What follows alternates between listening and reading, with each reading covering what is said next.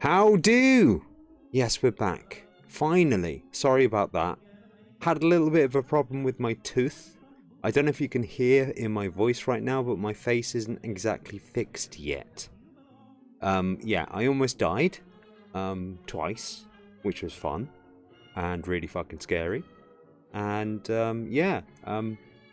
sorry about that. It's been a while. No Focus Break isn't coming in yet. I don't know where he is. We've just got the usual suspects with us right now. We've got Luca, Bakura. Say hi to the crew. Hello. Well done. Hi, everybody. Excellent. So the introduction's over.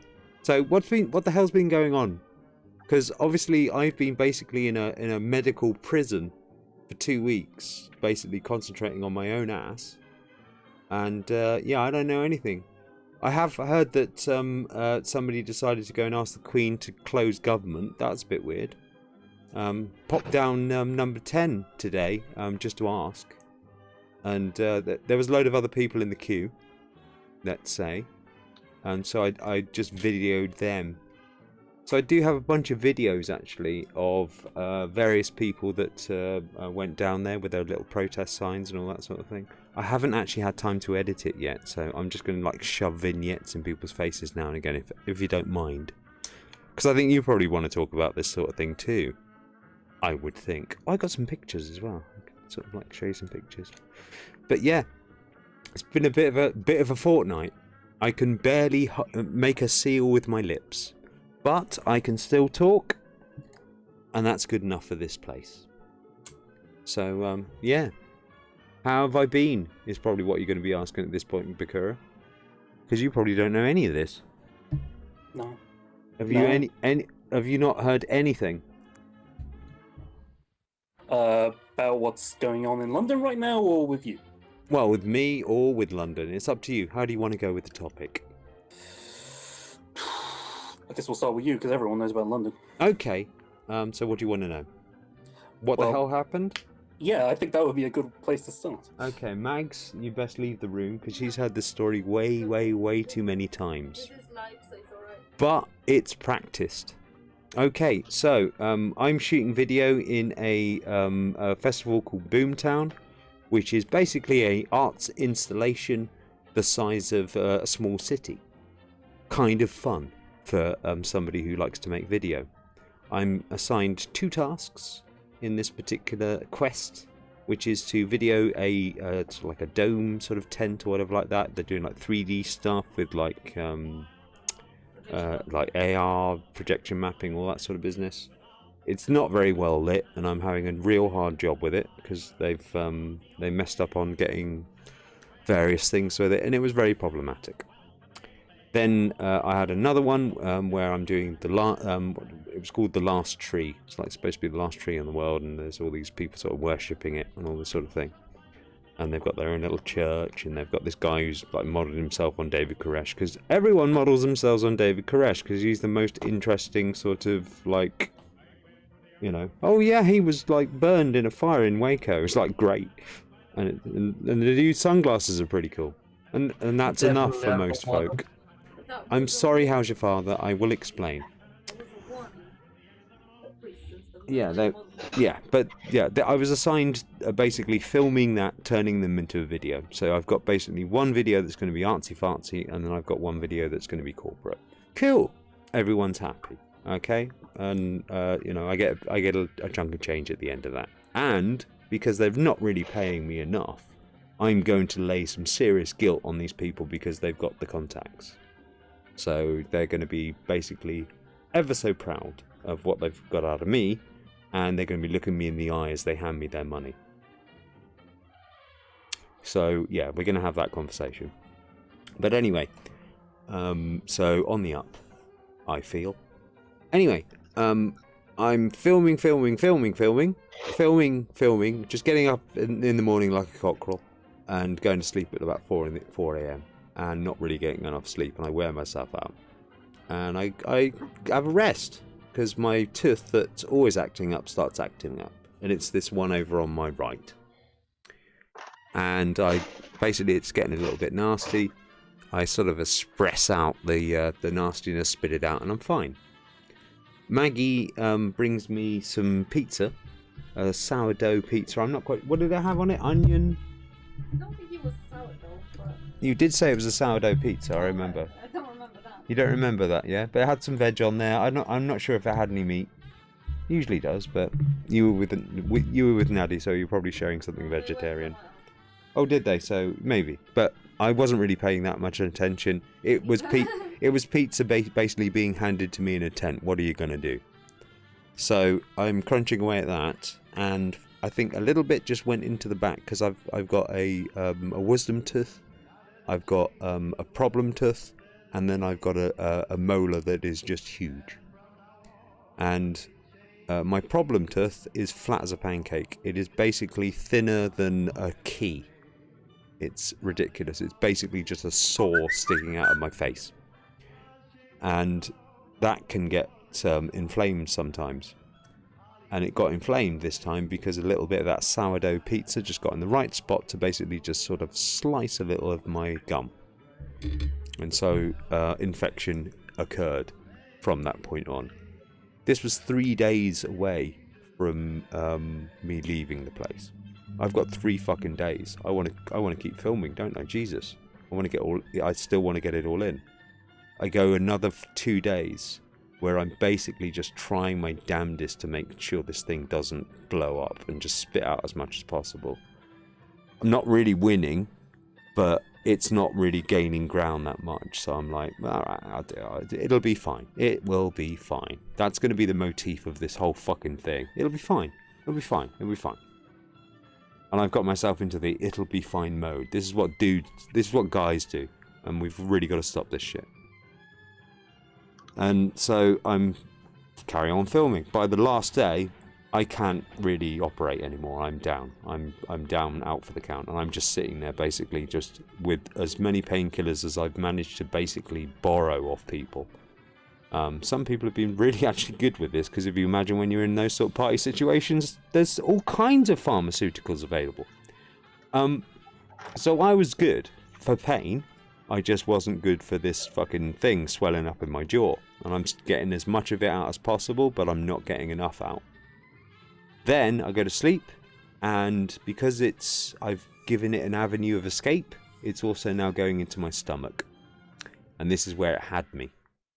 Because when I wake up in the morning shivering like a freshly abandoned baby, I'm really kind of like, oh shit, this thing's got huge, and now my stomach's fucked.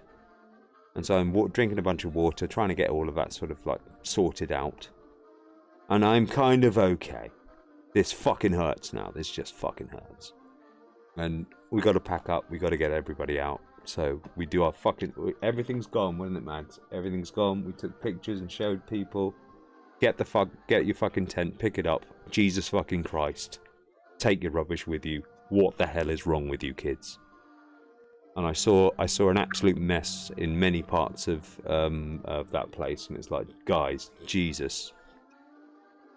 It's fucking rude. But there's all these people that come around and they earn their ticket by basically picking up other people's trash. It's a fucking shame that they have to, but those are good people anyway. Anyway, I'm out. We're on our way back. Still fucking hurting.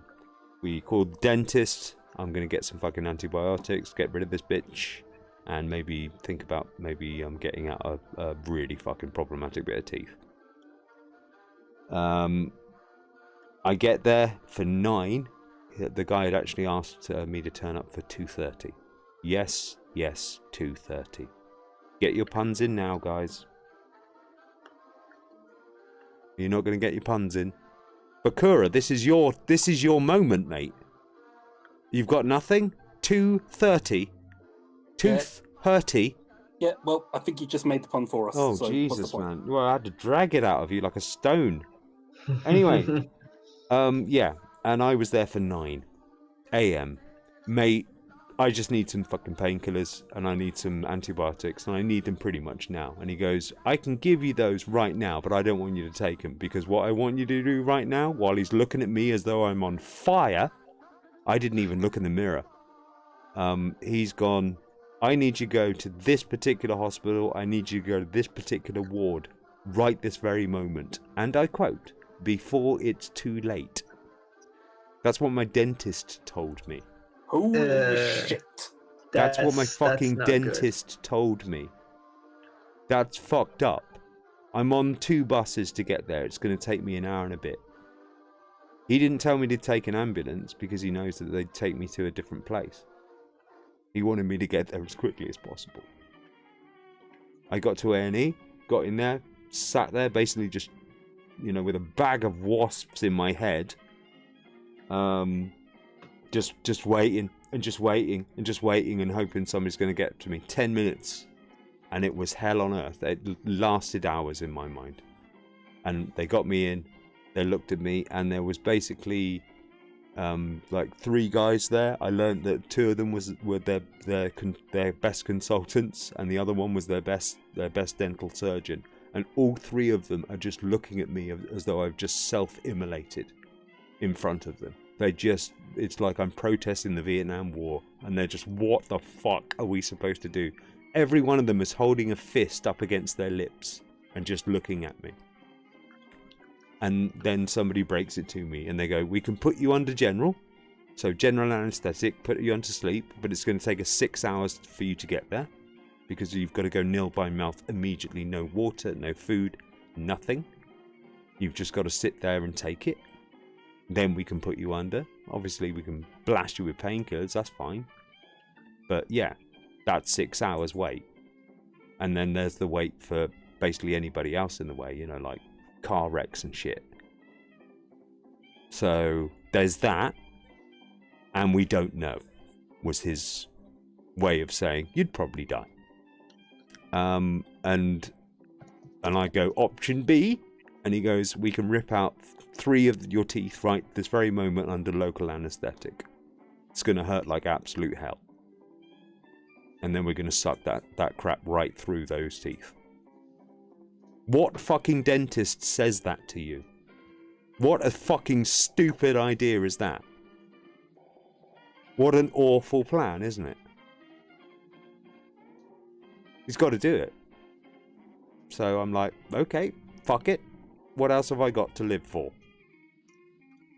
So yeah, the guy ripped out 3 of my teeth from my, basically the wisdom tooth that I had there came out like a bar stool, if you will, with sort of these massive curled out bits.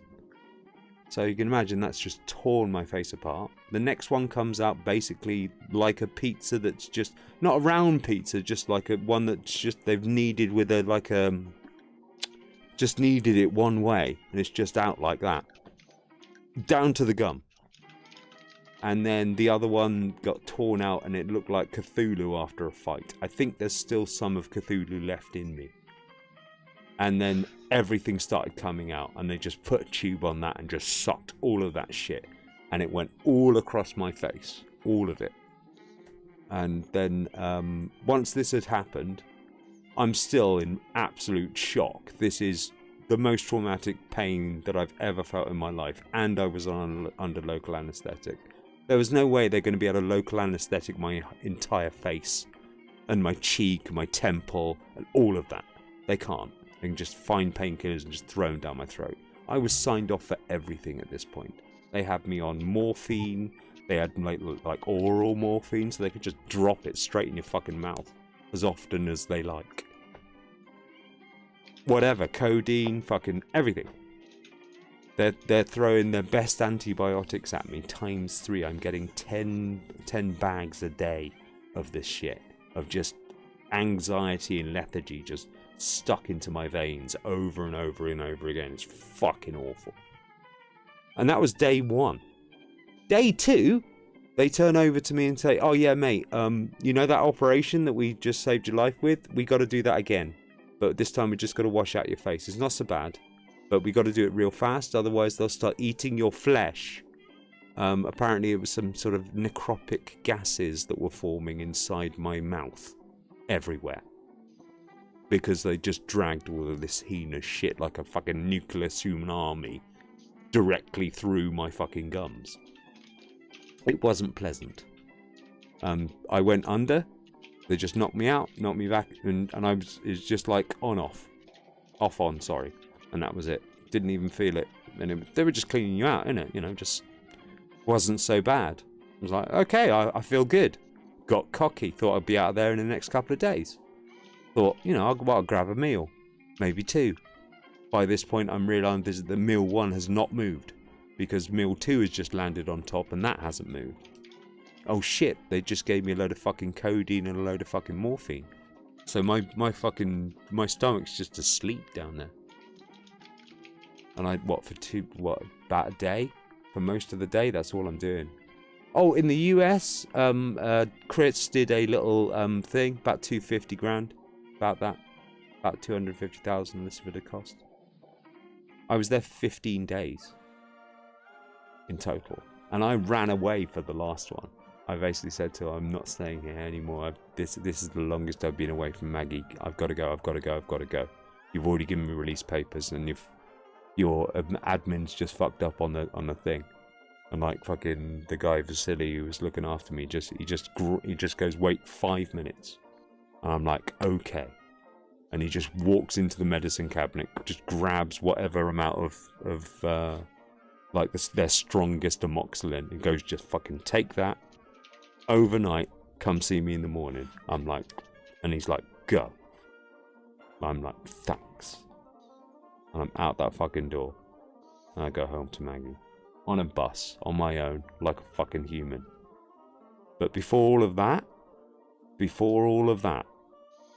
there was after that, they just washed me out. And I've just got to get my stomach back in order and all that sort of thing. So then there was the last operation that had to turn up. Because, remember those guys that were all staring at me? Well, I had a new set. Because these were the surgeons. We've gone from dental now. We've moved on to the real guys. And now they're looking at me. And there's 3 of them, again. One on my left, one at the front of my bed, one on the right. And they've all got that look. And I literally am looking at them, looking at me, and I'm saying, do you want me to say something? Is there anything? No? And they're just going, we're just not sure right now. They give me another MRI scan. I find out, apparently, that like 5 little chunks have managed to actually form around basically the outside of my head, if you will. Well, at least the outside of my face. Imagine where my hairline is. And very at the top of my temple, there's like one little neonitis there. And there's another one just down by my ear. There's one by the top of my jaw. And there's one underneath my jaw. And those motherfuckers are pissed. And those motherfuckers are still there, even though these people are giving me 3 courses of antibiotics.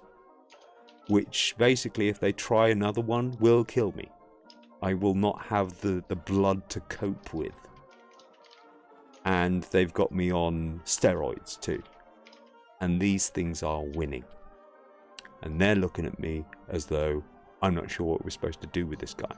How are we supposed to fix this? All this shit. They've just got that in their little heads. That's what I'm seeing. You know me, I just see through people a lot of the time, and they're fucking worried. And they're saying, right, now that we've seen this, we've got to put you on. We're going to put you under, and we're going to basically drill into your face and get these motherfuckers out. Because if we leave them there, they'll kill you. They didn't say all of that, but pretty much their faces have already done that anyway. So sorry about this. We might have to perform a tracheotomy. So if you'd like to sign off for that as well, all that sort of business, could be worse. And then I wait 14 hours. I go nil by mouth at 2 o'clock in the morning. And I've got 14 hours to wait. This stuff, when it grows, it expands and it gets worse and it gets worse and it gets worse. So it gets faster and faster and faster. And I got 14 hours. And half of this stuff I can't squeeze out. At least. The stuff at the very top of my temple, near my brain, that bit, can't touch that. The bit at the bottom of my temple, I don't know. Bit by my jaw, should be able to squeeze that shit out, I don't know. Whatever I can find. The bit under, How the fuck am I going to get that? It's in my cheek. Under my neck kind of thing. I'm just like, I gotta be able to do something. So I'm just like trying to squeeze this shit out, suck it out through my teeth somehow. And just like keep it down. If I can keep it down, it's gonna take longer. It's gonna have a lot longer chance to actually get there.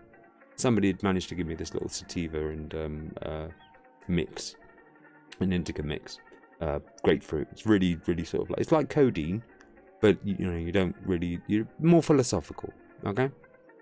And it's good, it's really good for pain relief. You dry your gums out a little bit, so when you're sucking this stuff down, it's got something dry to hang on to on the way down, and that really worked. And so I'm like sucking on this thing, trying to hold it together, like putting my finger on one side of my mouth so I can make some sort of seal with the good side, if you see what I mean, and just puffing a little bit like that, and that sort of worked. And I was able to sort of like just squeeze out a little bit. I'm walking and I'm walking and I'm walking. I'm not going to sit in bed and just wait. That seems like a really bad idea, you know?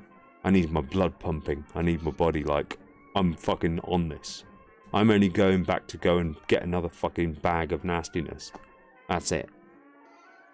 And I'm just walking and I'm walking and I'm getting some sugars down me. I'm getting a Malteser and sticking it on the top of my roof of my mouth because I've got this horrible fucking taste in my mouth anyway, so I might as well have something. I just keep going, I keep going. Still winning. Still winning. And that's when I made my peace. All that sort of shit. You're looking at it and you're kind of going, I got too long to wait. It's going to be too long. And it was delayed as well for a further 3 hours. And I'm like, I was at that point where like, this is not going to work out for me. It's winning. They can't give me any more. I can't give it any more. I'm just looking at Maggie, thinking of her looking at a box. And that's all I've got. And I'm just trying and trying and trying and trying and trying. But it was winning. And by the time I went under, I was fucking just kind of going, get this shit out of me. And they did. They fucking did. But oh my God. When I came out of there, mate, they basically, you've seen Private Ryan, right? You've seen Save It Private Ryan? Anybody? Mm-hmm. Yeah, of course. Not yet, so I've been meaning to. There's a scene in Private Ryan where somebody's had their liver blown out. And he's one of the medical guys. And he's just telling them that he basically hasn't got a chance. He's done for. And they're asking him, what can we do? And they go, a little bit more morphine will help. That's what it felt like to me. When all I could see was somebody like dropping some of the shit down my mouth and somebody putting some of the shit on my arm. Just like, and all I heard was he's woken up. And there was a reason why. They were literally waiting just so they can put me back under again. And they just filled me with morphine. It was like a perfect day. But it took about 10 minutes for them to realise, because I didn't just start yelling, did I? I was just like, I was in absolute shock. The guy literally just beat the shit out of me. Imagine somebody just getting a cricket bat and just going at you. 3, 4, 5, 6, 7, 8, 9 times, and you just don't know. You just don't know when they're going to quit. And then you just wake up, and then all of those hits, all at once. That's how it felt. You were just bowled over. Everything just shook. It was like shell shock. You couldn't know what you were doing. You wouldn't make a sound, because the pain didn't give you chance. And like a few minutes, it could have been 10, I don't know, I really don't know. And then just he's woken up, and like that. And about a minute later, I'm gone. And I wake up in a hospital bed. With less pain. With a lot of fucking codeine. And for a couple of nights there, I'm literally sitting there waiting and asking the nurse exactly when the time I'm allowed my next bit. I was fucking, please. I would have gone out and sucked dick for codeine. I would have. I just wouldn't have been able to make a seal and nobody would have fucked that mouth. I honestly. Fucking how bad. Ugh. But that was it. And then it was just the road to recovery. 2 weeks later and I still can't talk properly. But yeah. that last day, just couldn't be arsed. They still need to patch up my neck because I walked. I need to get some stitches.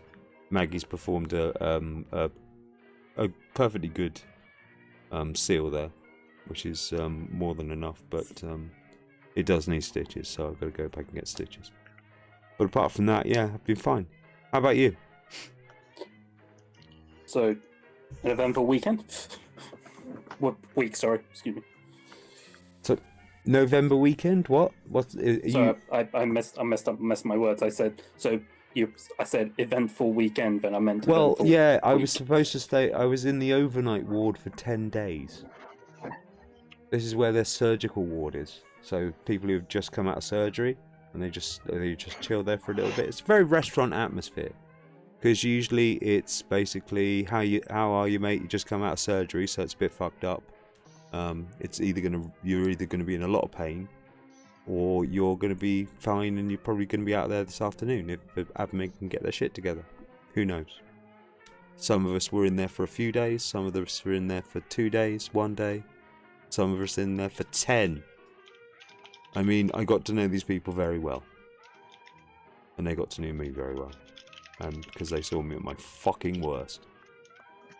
And God bless them. And I managed to turn a kind of a racist-y guy to actually find out the names of his nurses instead of just labelling them as that black lady. That helped, I think. That kept me going. Wow. Well, you know, I'm like kind of looking at it and kind of going, yeah, but what's her name? Because that black lady, you've just basically nailed about 10 of them. What are you talking about? It's like, well, it's just how I say it. It's like, what do you mean? Well, you know, I'm an old dog, so what? You ain't dead, are you? What's her name? Well, I don't know. It's on a badge. Have a look next time. Give it a shot. And after a while, he looked at a badge and he called her by her name, and then he started repeating it. And I was like, good on you, mate. So maybe I saved one. But that felt good. That kept me going. I mean, this other chap, Italian chap, his parents, everyone came. It was just unbelievable. It looked like a mobster's wedding. It was so funny. Just so many, big Italian family, of course, because it's Italian. It's family. Everyone is there. Everyone turns up. They've already organised a routine, of course. Okay, they've already had a meeting. So everyone has already been ordained a day, so everyone can get in. The guy's inundated with flowers and sweets and all this sort of thing, and it's like he's looking at me kind of going, and we're just shrugging at each other, you know, about the whole thing. He's like a really no-nonsense kind of a chap. He just wants to sit there and watch a movie and chill, and this is just mental. And poor guy, basically he was there for too long, yeah? And the reason he was there for too long is because, well, they were pulling out a tube out of his leg or something like that. They caught something on the way. So he had to stay like further 7 days or something. So we're just shrugging at each other every fucking day, man. I'm embarrassed to be there, you know. Sitting there kind of going, dude, I'm a first aider. How do you think I feel? I shouldn't even fucking be here. I'm not the one who makes himself a victim. All I had to do is find some fucking amoxicillin, just sit there at the welfare tent and just insist. Instead, I wanted to film everything. What a twat. Worth it though. Check out this footage. You know. Gotta keep yourself going, innit? And we kept ourselves going. It was like being in prison. You know, you had to turn up at this time, you could go out and walk. That was pretty much it. There wasn't the internet wasn't really good there. You could just about do Facebook and that's it. Couldn't even browse a website. It's fucking useless. All that just because of a tooth and pizza. No, it's really hubris and that phrase, it'll be fine. It really is that phrase, it'll be fine. I almost died for it'll be fine. Like and to segue, that's the same answer the Brexiteers have. It'll be fine, don't worry, it'll be fine, it'll be fine, it'll be fine. Yeah, and then we're fucked. And then everybody's fucked. Yeah, damn. We don't. But I put something in the side chat that Fluffy has posted. Right. Yeah, something about Labour supporting the protest or something along those lines. Oh, Yeah, did they support it? Is that why Jeremy Corbyn didn't bother to show up? This is the thing, Jeremy, if you're listening, and you probably are, you're not really much of a leader if somebody asks you to, pick heads or tails and you choose the edge. Just thought I'd let you know, okay? Because you've avoided being wrong half the time. Well done. But you've also avoided being right half the time too. You're just wrong every time. You can't say everybody's right. At some point or another, you're going to have to say you're wrong, you're right. Give it a whirl. Otherwise, get the fuck off your ass and pick up a bullhorn and do what you do. And that's it. And hand it over to somebody who can be bothered to actually make a decision. Deal? Okay. Rant over. I do have some video. I do have some images. I'm just sort of thinking about sharing them. Do you want to see my face? So, by the way, Robin, are you going with Meg to the protests? We already went. Ah. Any footage of that? I can barely fucking speak. I have to take antibiotics wherever I go. I'm fucking going. Fuck you all. It'll be fine. No, I'm a first aider. I'm not going to be a victim again, mate. So exercise, things like that, getting your blood flowing when you're trying to heal, it's very important. Especially for people who are taking antibiotics. If you are susceptible to thrombosis, for example, taking 2 types of really strong antibiotics. I'm on 400 ml per tablet amoxicillin. I got to take 2. Okay. I'm on 150 times 2 of this weird shit that I don't know what it is, and it's way more powerful than the amoxicillin. I know that. But yeah, I can show you my regime. Hang on. Let's go to the images. Let's put it in the images. You talk amongst yourselves. How you been? Hello? Is anyone there? Or are you all just processing what I've just said? Mostly processing what you said, but hello Habib, hello Drew. Hey, what's up? So he's heard the story before, you see, so he should be... He's just had it... You've just had it refreshed for you. No, I wasn't listening because I already know it. Exactly. It's like, yeah, you're telling it. Yeah. I've not embellished. I have not embellished for effect. I've really just sort of like been able to process it myself really over the last 3 weeks. Yeah. You know. Yeah, Abi was actually the first one to tell me, and when he told me that the next one is up there next to your brain, I was like, it's yeah. That's real okay, close. cool. Yeah. I know I didn't think I was going to make it. No. Yeah, me too. I was sort of thinking, well, we might lose Robin. So who's going to take the open house? And he said, "It's all right. Robin's already given it to me." And everyone went, "Phew."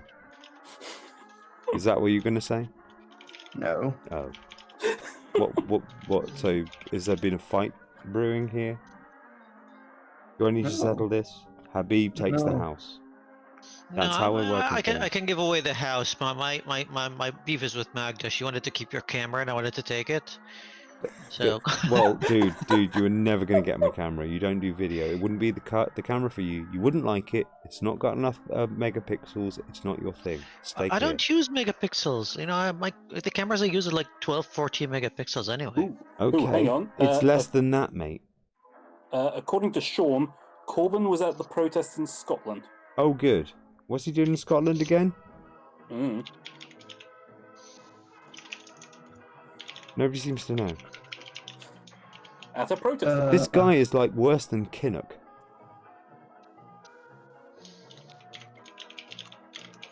Why put him in the papers when there's nothing happening? Maybe that was his plan. If I do nothing, they can report on nothing.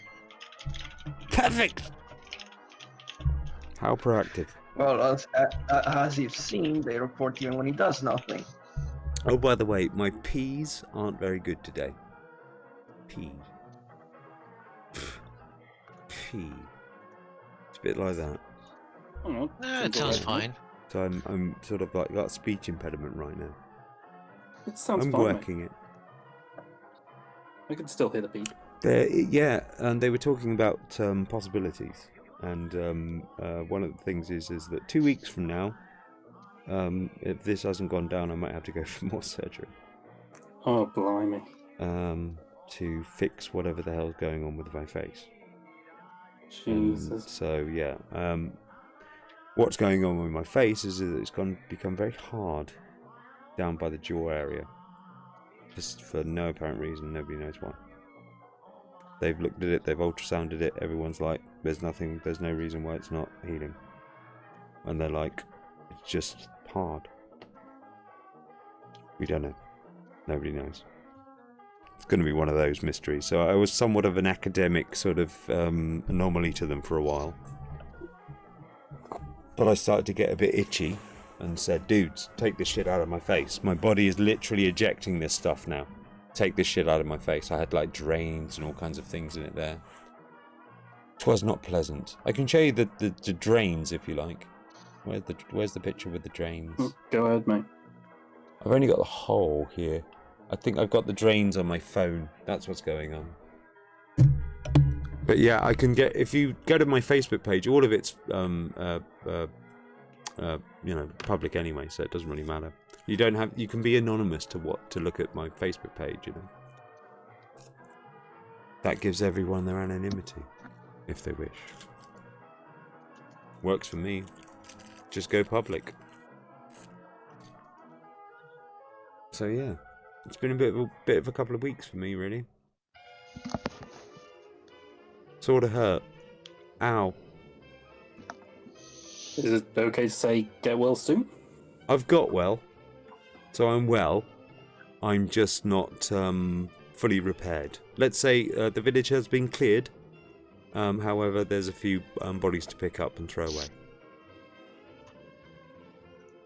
I have this mass grave in my temple right now. It's probably the best way to describe it. Ooh. And it still has to come down. And it sometimes goes up a bit and then comes down a bit and whatever like that. And there's still stuff in the side of my head that needs to be sort of like, worked. I'm not sure I even want to see the picture of your face at the moment. My inner ear. My face doesn't look too bad now. It looked pretty bad before. Pretty fucking awful. It just looked like I'd just been basically smashed in the face. Several times. Without the bruising. That's all. Hey, Mel. Hello. Mel Hey, here. Rob. Mel here came and visited me. Yeah. Yeah. Oh, She came that's all nice. the way from York and basically was pleading with a relative or a friend or something like York, try Durham. Durham. I beg your pardon. Thank you. I've never been to Durham. Ever. Okay? A little and north of York, Robin. north of That's- York, exactly. And I know what York is. And, so why would I be even Durham? Yet, Like, she comes yeah, down, picks up somebody from York, and brings them all the way down here to annoy me while I'm trying to get well. again, it was Leeds, not York. that It was picked him up Leeds, was from, it? but- I thought you said he was Yorkshireman. I don't know whether Yeah, look, it is you Yorkshire. people are very but confusing. York isn't Yorkshire. Yorkshire This is why is we a have big- the divide here, because you're not specific about what you're saying. Yes, we are. Like, Yorkshire is not the same as Tyneside, which isn't the same as, like... Well, who was doing what in Leeds? I don't know your itinerary, okay? No, okay. You were too busy okay. showing me I was magic tricks. I was in County Durham. I went from County Durham to West Yorkshire, and then from there. And yes, I did show you magic tricks. Because I Okay, like so you doing did them. go to Yorkshire. I went to Yorkshire. I did not go to York. Okay, Jesus Christ. I missed this comment from Outlaw. I think Missed you. this is actually. I think this comment is apt. I feel like this story should be written on the walls of dentist waiting rooms. Brush your teeth, kids. Eek. And get some sleep. And if your teeth act up, sort them out with your dentist. Don't wait. I know it's expensive, Yep. but shit, it'll kill you if you're not careful. And if you're far away from antibiotics or you haven't got any spare yourself, you can be really fucked up. And I'm never going to go out anywhere anymore, ever, in a festival, ever situation where I don't have some really fucking strong amoxicillin with me. I don't care if people go, oh, well, you shouldn't use antibiotics. Yeah, you should, when you need them. Mhm. Not when Well, you you're better just say feeling you weren't going bad. to go out for a moment. No. Yeah, I I have 490. I have 490 videos from the place that I was at. It almost cost me my life, almost, which means it was worth it. So I just watched the Book of Mormon for the first time. Oh my god, is it good? Okay. Is so good. It's won 9 Tonys, and I can see why. There was a standing ovation. I've never been to a musical where there's been a standing ovation, and I don't know if that is a commentary on the types of musicals I go to see, where Or the crowds. but no, it was like I don't know how to describe it. You stood and you ovated. I did. I ovated the heck out of them, and Were they I don't know, ovated? like, what I'll say is that from an agnostic point of view or an atheist point of view, very good story in kind of explaining how religion can be useful. Oh, I know. I know. Brave subject to tackle, difficult. but Whoa. It's difficult for atheists to get through some of them. They just can't handle it. Well, okay, You know? well, I can't give away too much and stuff, but it's Yes, you can. yeah. No, it but does- it's opened yourself to certain ideas that you can display from it. yeah. That's the way I do things. Basically, a sort of message that okay, like people might like to believe goofy, out there, weird stuff that doesn't really make a lot of sense when you read it back, but you know, you can find purpose in that, or someone, you know, is it really Habib? worth the satisfaction to take that away? Habib, Yes. you are allowed to fire. And I'll be back in about 5 minutes. Allowed to fire. Yeah. Oh, cool. okay. You, Well, I'm not. Okay, you're holding I'm not, fire I'm not, here, surely. No. I'm not justifying atrocities done in the name of goofy stories, but I'm saying the belief itself is Back not in a the month. issue. Is that fair? No, that's more than fair by me. Hey, Drew, you there? I don't know. I think he's just wandering around. So, Habib, you Yes. transformed yourself into Jeff Goldblum. How's that going? What do you mean transform myself? Like, it's just the way I look. It's the way I look. And like everybody's just like, you look like Jeff Goldblum, and it's just fucking annoying. Because no, I don't. I look better, but he's way more talented, and he's got a show now with Disney, and I don't. So it sucks. Did you see him in Ragnarok? No, I'm way behind when it comes to the Marvel films. Oh my goodness, it's who- so but it's- good. in Ragnarok. Who in Ragnarok, sorry? Jeff Goldblum. Jeff Goldblum was there. He is the Yeah. Emperor of Sakaar. Yep, yes, I've seen the film. Yes. I've seen his acting. And you get Have you seen him play music? Have you seen his No. jazz routine? His jazz A routine is little out of bit, this yeah. world. He's out of this world. Like he refers to himself as a late bloomer, and he kind of is, because he's always been just an actor, kind of this quirky not even a method actor. Like he had one character that he played well and nothing else. Just like a Harrison Ford. Harrison Ford can only play Harrison Ford. He's not a great actor. And the same with Jeff Goldblum. For quite a while, he played on his charisma, and he only played Jeff Goldblum. But now you see his roles in the past 10 years, and you see the kind of different styles that he started to develop, from a food connoisseur to a dancer, a jazz musician, a comedian, and a very, very good actor. So that being said, in Thor Ragnarok, he did play Jeff Goldblum. That was Yes, kind pretty much.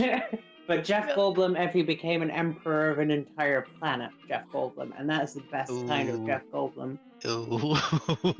Hey, I like this. Have you guys seen Independence Day? Yes. Yes. I like what you're doing Multiple there, There's a- Lord of Thunder. You got like sparkles from your fingers. there's this funny sort of continuity error in Independence Day. If you look at it, there's when Jeff Goldblum kicks over a rubbish bin. You can actually see written underneath the rubbish bin, property of the art department.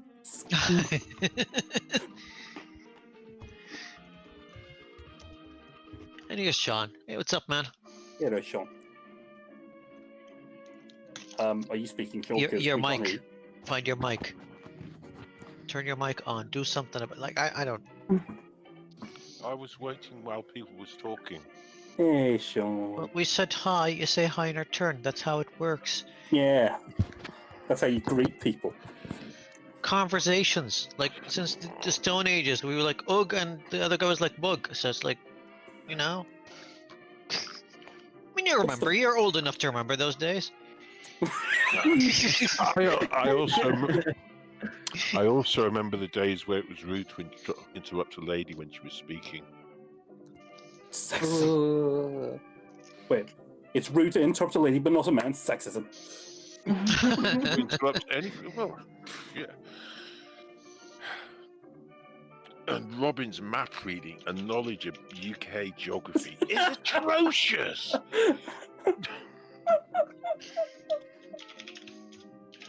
Jesus, flaming wet. I've never heard, Well, I mean, to speaking, be honest with you, like I know like next to nothing about UK geography. Well, Neither do I, let's and I be live fair, here. mate. I wouldn't expect you to. But I mean, I know where St Austell is, and I know where Exeter is, and I know where Cardiff is, and I know where Durham is. I haven't been to Durham, and Birmingham. Yeah, no, Leicester. Silver. I'd say- Silver. Wait. Is it Leicester cheese? Yes, it is also a cheap. That's Red Leicester. Oh, yeah. a lot of our okay. Look, Habib. A lot of our shires are also cheeses. Gloucester, Leicester, Wensleydale. That's not shire, but it's a No, good cheese. that's Yorkshire. No, Yeah, Yorkshire is a Yorkshire. tea. Oh, yeah. No, We make cheese and tea. And rhubarb, Pontefract cake. Oh, And Robin's wet. gonna love when he comes back and hears we're talking about cheese. More cheese, Gromit.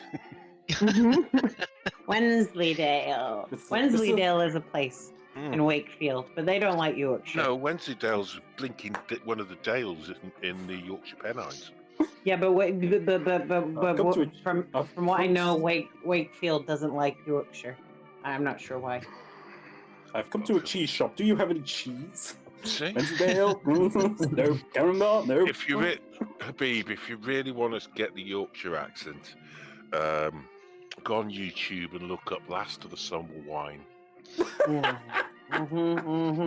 Okay, I The might look it up longest- later. Good It's comment. the longest running comedy sitcom ever. Comedy sitcom. Well, what would you call it? A sitcom. Just a sitcom, all right. Situational comedy.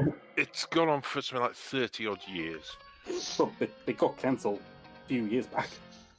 Well, it's not going. They're playing all the reruns. Yeah, on Gold. Yeah, it's good. I do Gold is the like channel how for reruns. I do like how brave we are in the UK. So creating comedy shows with like older, like much older actors, like One Foot in the Grave, Last of the Summer Wine, and Only Fools and Horses, because we know the risk that we're running. And I've noticed that with like American sitcoms, usually you cast someone in their 20s and they can just keep doing that role for like years and years and years. Yeah, over here it's like, we're gonna risk it. We're gonna. Well, it's interesting you say that because the guy who played Norman Clegg and the guy who was one of the third men, the police officer guy, you'll actually notice in the last few series they're more secondary characters and they're just sitting down a lot. And the reason is because they couldn't afford the insurance. Walk. They couldn't afford the insurance on them anymore.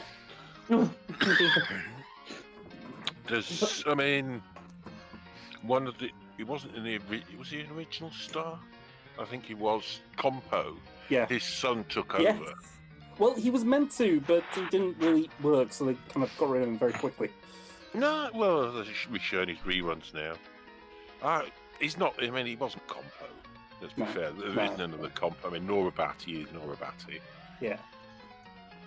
She is Ew. sex on legs, Habib. You want to see a Oh, British God. sex symbol? Just Google Nora Batty. I'm afraid to do that now. Oh, she was.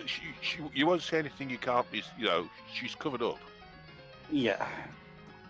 But- Yeah. Nora. Well, how about I don't? I just don't want. I don't want to. Wait, was Nora Batesy the blonde woman on the No, bike? no, No, that no, was Marina. That's who That's Marina. That's something Oh. totally different. Nora Batty was, hey, you! The Get one who away kept- with you. Yeah, the one who kept hitting Compo with her broom. The Uh, next door neighbor.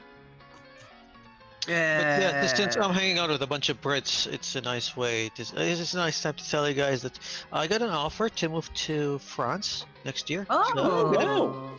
I'm Well, gonna be your sworn congratulations. enemy. I'll join the frogs instead. Fuck you Yeah. Well, guys. as long as you're eating proper British cheeses and none of that camembert nonsense. What you want Join. is This You want breed's a bit something- runny. yeah, So- but you know, no, you, God, I leave you alone, and you're into cheeses. It's all Habib's fault. It's got to be Habib's fault. I mean, they were telling me like all those town names, and I was like, the, "That's the not a shires are They also were just cheeses. goading you into talking about food. You know? We were Well, no, I was just telling Habib about the rule of law that if we have a shire, then we must have a cheese named after it. Yeah, That is the law of the land. yeah. And it has been Well, it for many hasn't. years. So Well, yeah, yeah, I mean, but that sort of I could stopped buy a long all your time ago. shires in the dairy aisle. You can collect Yeah. them all like Pokemon. Yeah, Apparently Habib is going to France. and they're all the same. They're Yeah, not all Fran- the same. They're all the France same. is They're an all the offer, and I'm same. kind of seriously considering it now. Like we've been just Considering discussing it going- back and forth. Considering hanging Yeah, around with sounds- French people. It's Fun. just different. Basically, yeah, English cheese is basically just different types of cheddar. Really? I mean, It's boiling it not, down, you guys. Boiling it down. Southerner Oh, trash. oh How God. would you know? You don't even know Cheddar where. is awful. You don't even know where Durham is. I know where Durham is. I thought you lived in Yorkshire. Oh, we're going through that again. That's Sean what lives in Yorkshire. I am visiting my family in Durham. There we go. We got it cleared up. Jesus But there's Christ. not one Yorkshire. There's West Yorkshire and East Yorkshire, North Yorkshire and South Yorkshire. They're Because very you- different places. Oh yeah, are they really different? Are they? How Yeah. different Oh, exactly? they Is one don't to the all- they west, don't one to the all south, speak one to like the this, east, do one to the north? So they don't all speak like this, do they? They don't all talk like that, they know. Wait, is Halifax North Yorkshire? Is that the West posh Yorkshire. Yorkshire? Yorkshire, which North is- Yorkshire. Is North Yorkshire the posh one? This is why these Yeah. people Yeah. don't get on Yeah. with the rest of us. Because these are the conversations we have to deal with them. You know, You've got people are East dying on Yorkshire, which is streets, basically and they're just Hull. talking about directions. No one likes For North days. Yorkshire. This- West these- Side is the best. These With- these with conversations grapes. last for I was actually absolute born in days. North Yorkshire. Everywhere. Robin, this Sometimes is effectively with the just most little intelligent spurts conversation you're ever going to get of in. you know, oh, the weather's turned. Yeah, you know why it's turned? Because you've been sat there fucking hours talking about directions. Jesus. Now that we're on to Yorkshire, let's talk about wheelbarrows. Robin, this is the most intelligent conversation you're ever going to get here. You Mel, realise I this? love you, and I don't want that to change. I needed a giggle. You alright there, Simon? How you doing, mate? Hey Simon, what's up? Pretty fucking terrible. Well, it's What happened? change is as good Fancy. as a rest, I suppose. You alright, mate? Do you want to sit down? Do you want a cup of coffee? Do you want? We can get a girl I and she need can give you a right happy now. ending. I don't know. Is the coffee made entirely out of vodka? Vodka, John, vodka, double. No, Russian double, coffee. double. My Slav double, double. double. You know what I'm saying? Yeah, dude needs it. Do you want ice slice? Oh yeah, No. sorry. Just bring the bottle. double negative segue. Do you want? Do you You need know a, the Simon? Do you song- need a glass?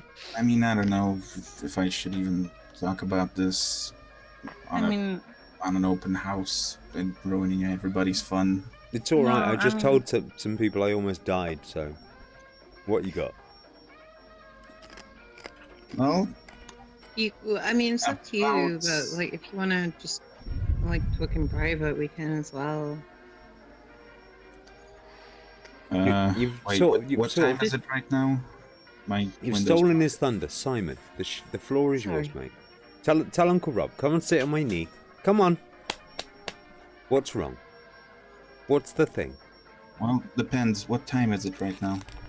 In Here your it's world? nearly 11. 11 o'clock. So 2 hours and 37 minutes ago, I had to declare my grandpa dead. Ouch.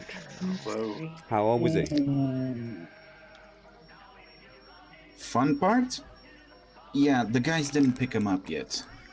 Oh, so he's still there. Yeah, he's across the wall from me. Oh, you mean he died in your home? Was he quite old? Well, he was 98. Almost Really? made it. Almost. Good innings. Healthy guy. Yeah. Wow. How did he go? Was it just in It's his just sleep? like poof. Yeah. Was he sat 30 down? minutes earlier, I was giving him supper. Oh. It sounded like he went easily and stuff. Like it wasn't prolonged or Yeah, Well, he the just prolonged stopped. part was for the past 2 weeks. He was just gone. Like, Mm. not even not connecting. He was quite literally a vegetable. Basically ready to go. My grandmother's actually died last year, and they were in the care homes, and my parents was pretty much saying the same thing about them, that they weren't really able to comprehend.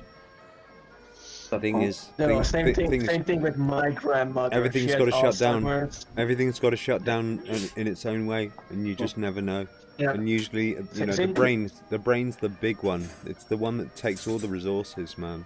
It's worth so noting Still, one of my I'm grandmothers sorry. actually had dementia, so it's hard to really notice. Yeah, it's degenerative and it's cruel. I mean, my granddad had kidney failure, and so it came to him pretty sort of like, it didn't work out very well for him. He wasn't going to be able to get new kidneys, and he really didn't have much time. And the thing is, all that when you're doing this, all you're doing is prolonging somebody from dying. They're going to die, and then you wake them out of being dead, and then they just sit there for a while and die again. I don't think that's how it would have worked. He had complete circulatory system failure. Once one goes, mate, everything goes. If your heart stops, your lungs stop. No, it's not that. It was just like not. He still had a heartbeat, but there was something wrong with like the air-blood barrier, and he just kept getting liquid in his lungs. Oh man. So he kind of drowned a bit. If going off the sound he made when he was breathing, yeah. Well, yeah, it would have just slowed him down, getting enough oxygen to him, enough for it to basically just be too overwhelming. He probably just felt really lightheaded for a while, and then just fell back into a coma. I very much doubt that he really had felt much at all. I doubt it would have been panic. It's not like it's not when you're inhaling carbon dioxide. If you're drowning, you're inhaling loads of liquid. But if it's just basically just not really, if you've got liquid at the bottom, it's pneumonia. It kind of hurts a little bit, but it's not. It just basically stops the rest of your some of your lungs from basically holding on to that. It means that the other bits of the lungs have to work too hard, and if they can't get enough air to you, it just closes you down and you just slow down.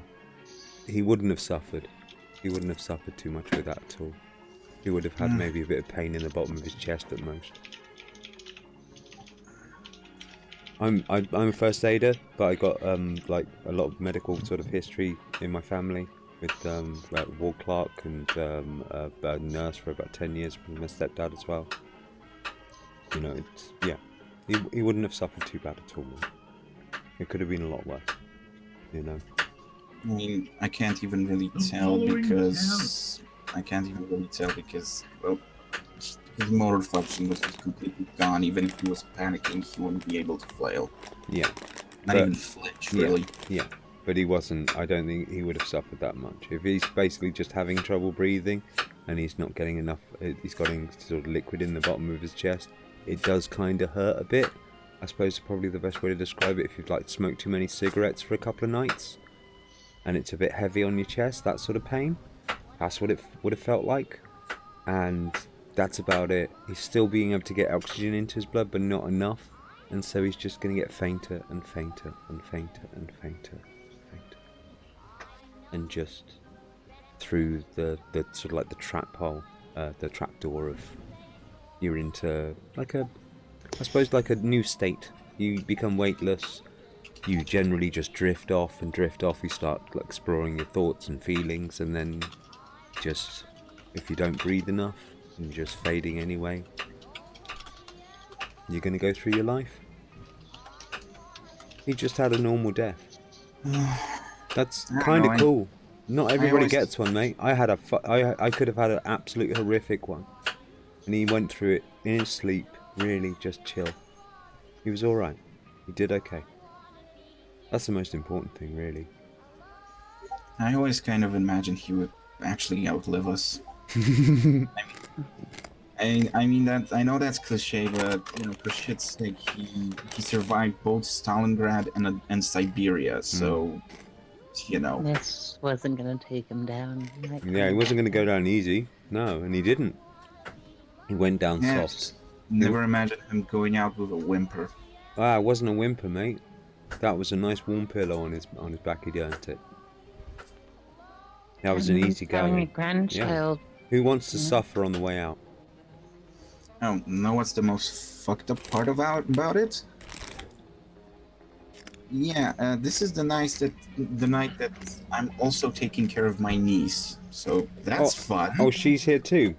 Yeah. I'm sorry.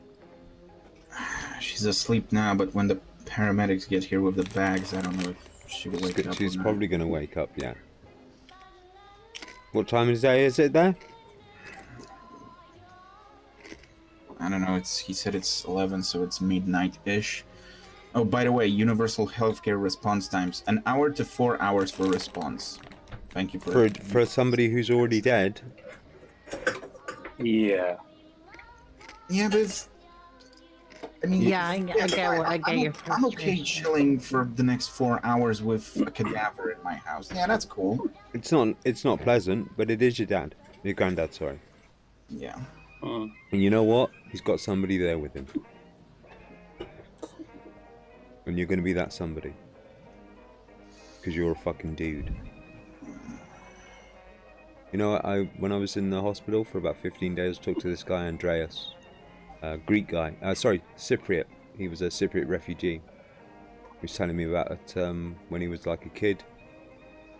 And his family wanted to sort of like do an arranged wedding for him. And the thing is, they're pointing out, you know, this girl that he's supposed to marry. And he's looking at the sister. She's looking at him. And they're like, you're supposed to marry that one. It's like, no, I want to marry that one. Hitmar. And they're like, no, mate, that's the one you're supposed to marry. We've already got it sorted out. And he goes, I don't give a shit. I'm going with that one. 45 years of marriage those two had.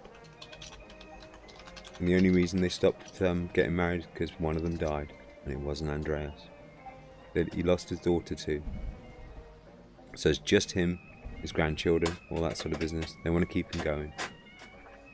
And he's like, dude, I'm happy. I'm good. I can go. You know. In other good news, apparently there's a shooting in Texas going on now. Yeah, just looked at the comment too. No, that isn't a nice death. No. But hey, And once again, America doesn't want to solve their gun problem. that's America for you. Yeah. If you get shot in the lung, don't you essentially drown before you bleed out? Yeah. Properly.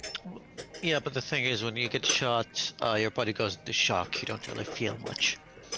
Depends if it's both lungs. You can, if you lie on the lie down, wounded side down. And some people don't necessarily suffer shock themselves.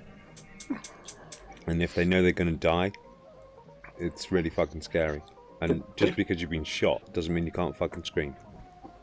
There was a question on QI. I'm assuming this is for being shot by one bullet or so, and it was why do people fall back when they've been shot? And the reality is because they've seen it in films, and because most of the time people don't actually, who have been shot, don't know that they've been shot yet.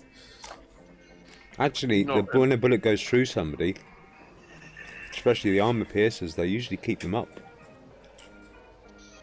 Sort of, they twist them. So imagine a corkscrew going through you really, really fast. It sort of like hold you there, and then you go down.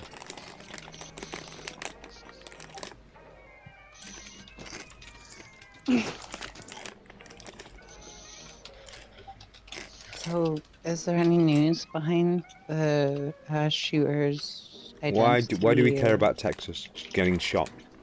Honestly, who cares? Who cares about Americans shooting each other at this point? Honestly, It's an active shooter mill. I don't think there's much news at the moment of the identity at the moment. it's just there to try to. No. Yeah, it's just their shit. What are you gonna say? What are you gonna Plus do? it's What, same old, same old? Let them die. Let them die, mate. They want their constitution to be like 100 years ahead of its time, written 200 years ago. It's up to them. Let them die. You got to let people die.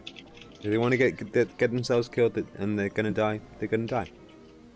Do you ever think maybe America should have had their independence from us on a trial basis? Look, mate, have you had a look recently? Oh yeah, because At the Empire? Britain is doing so swimmingly right now, right? I don't think we're This is not true. really going to say that our politicians are all that sensible either now, are we? Let's be frank. Yeah, Bakura, you're being beaten by my country. Yeah. Now the That's- Italians get to that's complain. something. The Italians get to complain about our politics now. Mm. That's the state we're in. Wow. They're atrocious. Oh my God. God help And us it's all. all self-inflicted as well. Please, God, actually help us. Who doesn't exist. So we're I kinda want fucked. one now. I really do want one now because the law of man, it just ain't gonna work. I'm telling you. This goes the way I think it will go. This is not going to end well for anybody. Well, I was just popping in to say hi. Hey. But, Thanks for coming Hi. back. yeah. How was your trip back? Was it all right? Did everything cool down and was he okay? Yeah. Once you got under the clouds? What? Well, Yeah. once we got back on cobbled roads, you know, it was great, like, you know. Yeah, I can imagine. Are you all I right had now? a lovely cup of waffle. And Did right you is just right. jump in a right. lake the moment you saw one? You Yes. don't do well in this southern summer, do you? Really? You almost died, No. Sean, trying to visit me. We're a bit- But Simon, I want to say I'm really sorry. I really sucks when that happens. I know Let's I keep did him a bit on- distracted from the situation, perhaps. Would that be wiser, Simon? I don't know anymore. All I know is I want to have a drink. Have you got some vodka? 50. No, John, where's the fucking vodka? Jesus Christ. I can't Well- drink right now. I have to be there for the coroner to declare the death and sign out on the papers before they put him in a bag. Yeah. I can't put a signature when I'm under the influence because that's not legally binding. Oh Okay, God. we really do need to start talking more about cheese now. Now I Yeah. can understand your complaint with the time. And now Well- you reminded me that I also don't have any cheese. Thanks. Okay. So, to divert before I go It's been away. a crazy stream so I- far, isn't it? Really?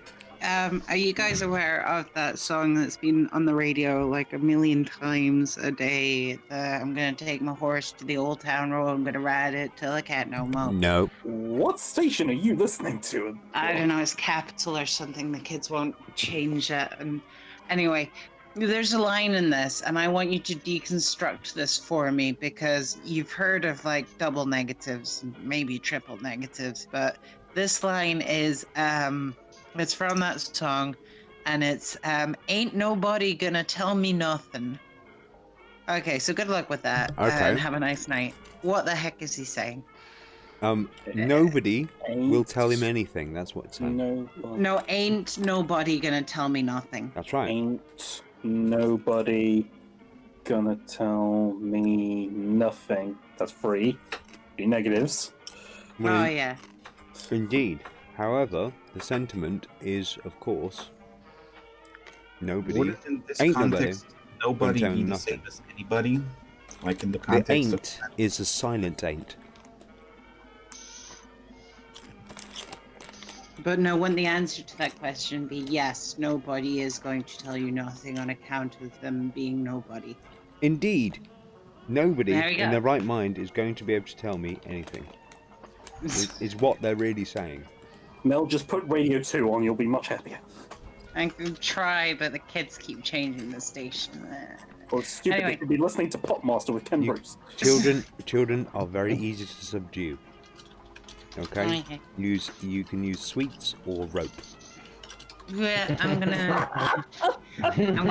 It really is your choice. On that bombshell, I shall bid you adieu, peeps.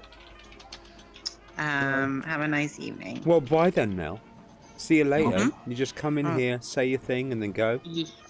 Well, I just. That's the open house, isn't it?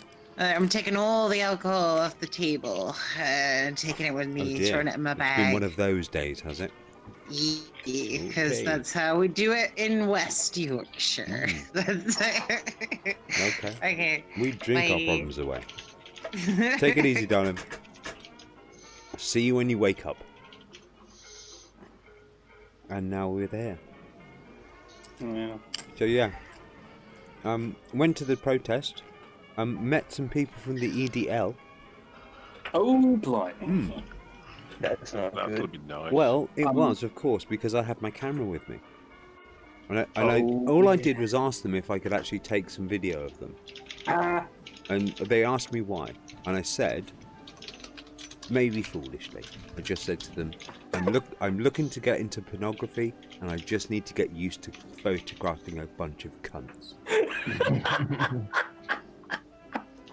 For some reason, they got a little upset by what I'd said. yeah, you think? However, the police were there, and to be honest with you, there wasn't that many of them. I could have taken them all, but Sure. they did Your say condition? they did say a little something to me. I do have a video of them. I was just asking them to tell me how much they love their country. I hate this country, I do. I really do. So do Because I. we can't Go kill to people like Japan. that. So, can you show us the video? What? I didn't miss. I missed the bit where I was supposed to say, "Can I video you?" Because when you approach people, you always have your camera down, lens cap on.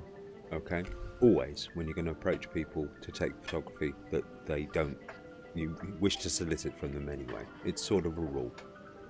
So that's my kind of thing anyway. That's sort of like just a muscle memory thing. Once I'd said this, I got quite a laugh from anyone who could hear it. But then that's when I switched on the camera about 20 seconds later. That's just a tick with me. So I recorded about 20 seconds of them getting all very angry with it. You know, just saying to them, go on lads, get out of your system, etc. What the fuck? Why is Zoe Quinn on Twitter again? Like popping in my Why are you phone? looking for Zoe Quinn on Twitter again? Don't I make look, I know don't what this look for is. Zoe I can tell Twitter you. on Twitter, No, and lo it's and like, behold, why- she doesn't no, why- appear. I can tell you if you Well, want it's to more know. like why is she in my feed?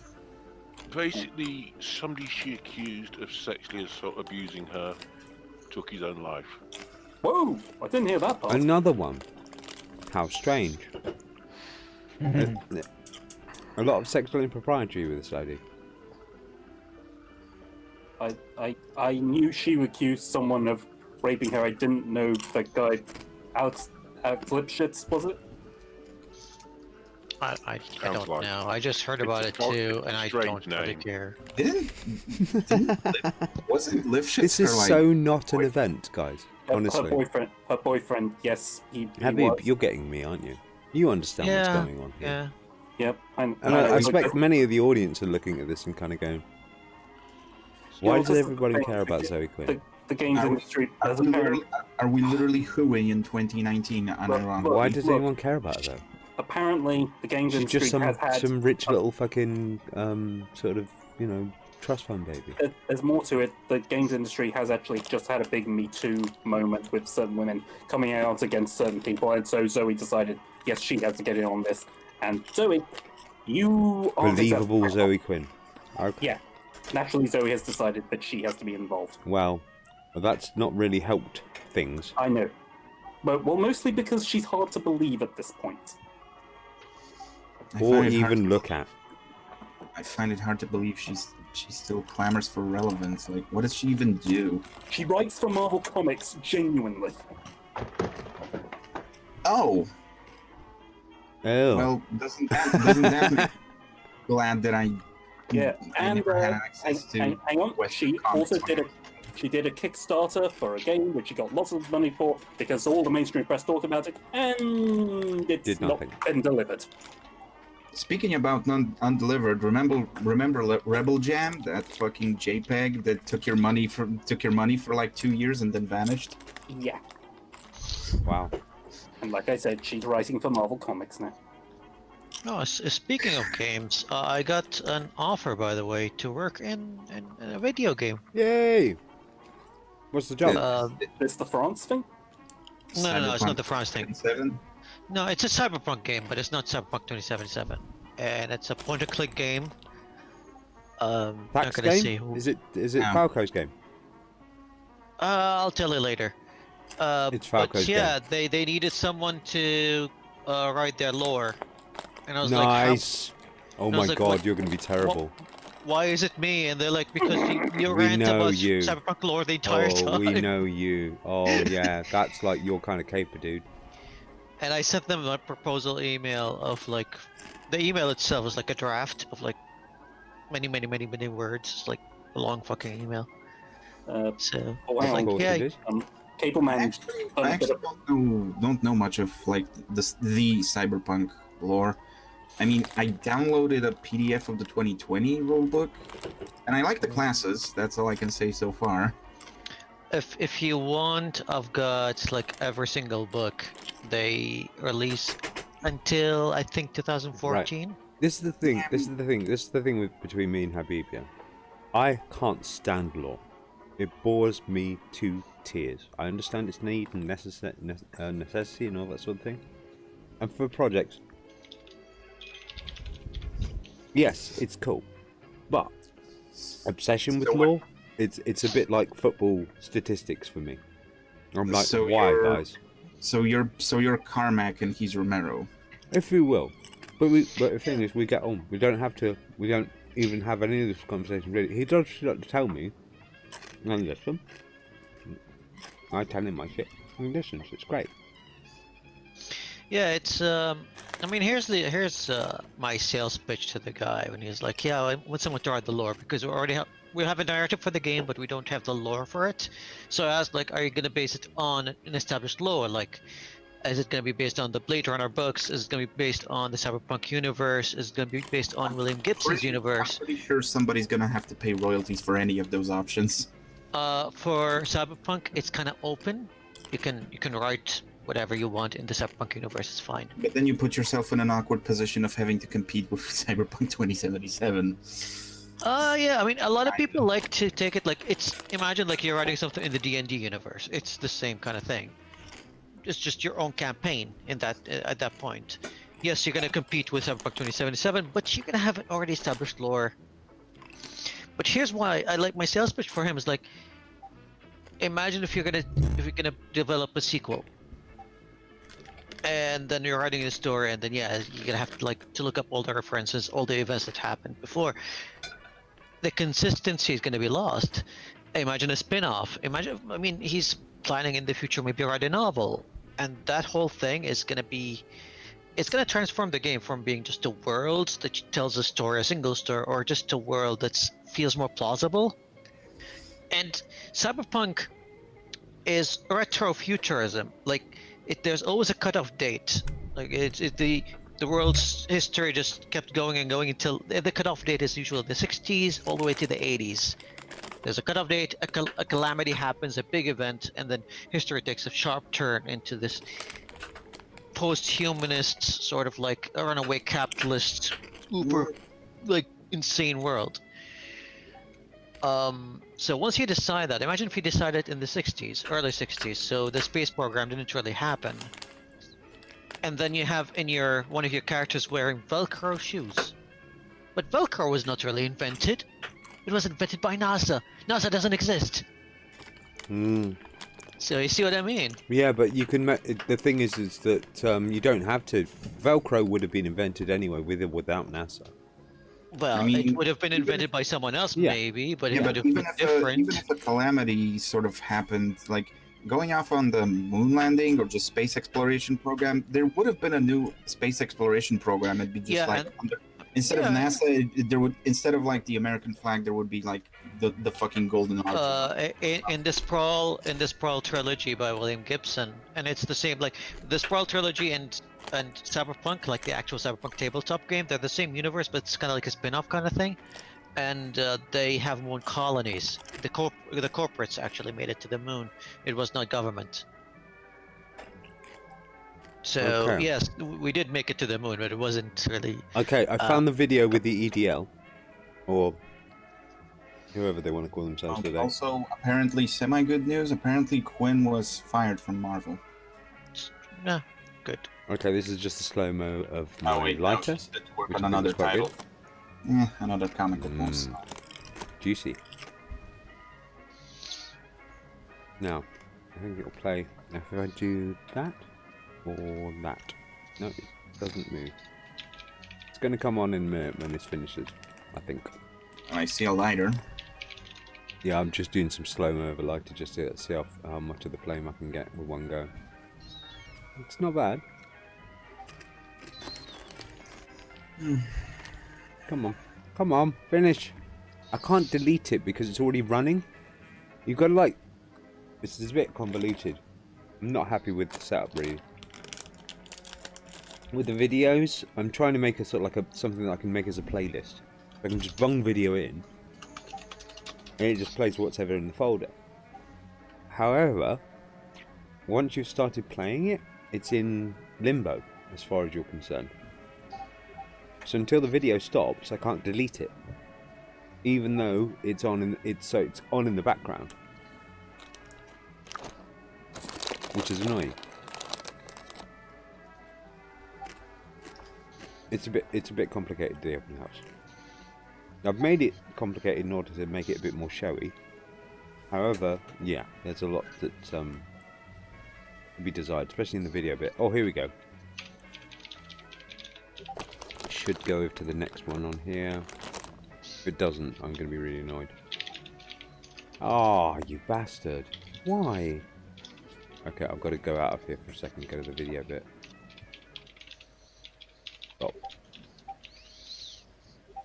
Oh no, it's set to that? Okay. Okay, we'll wait. Let's have a look at you. Give us your big grins, guys! Hold on. No, there's no audio. Yeah, you're not going to be able to hear this. But the audience will be able to hear it. Oh, someone noticed you. Someone noticed you. Well, I was just saying something like this. Guys, give me a big old smile.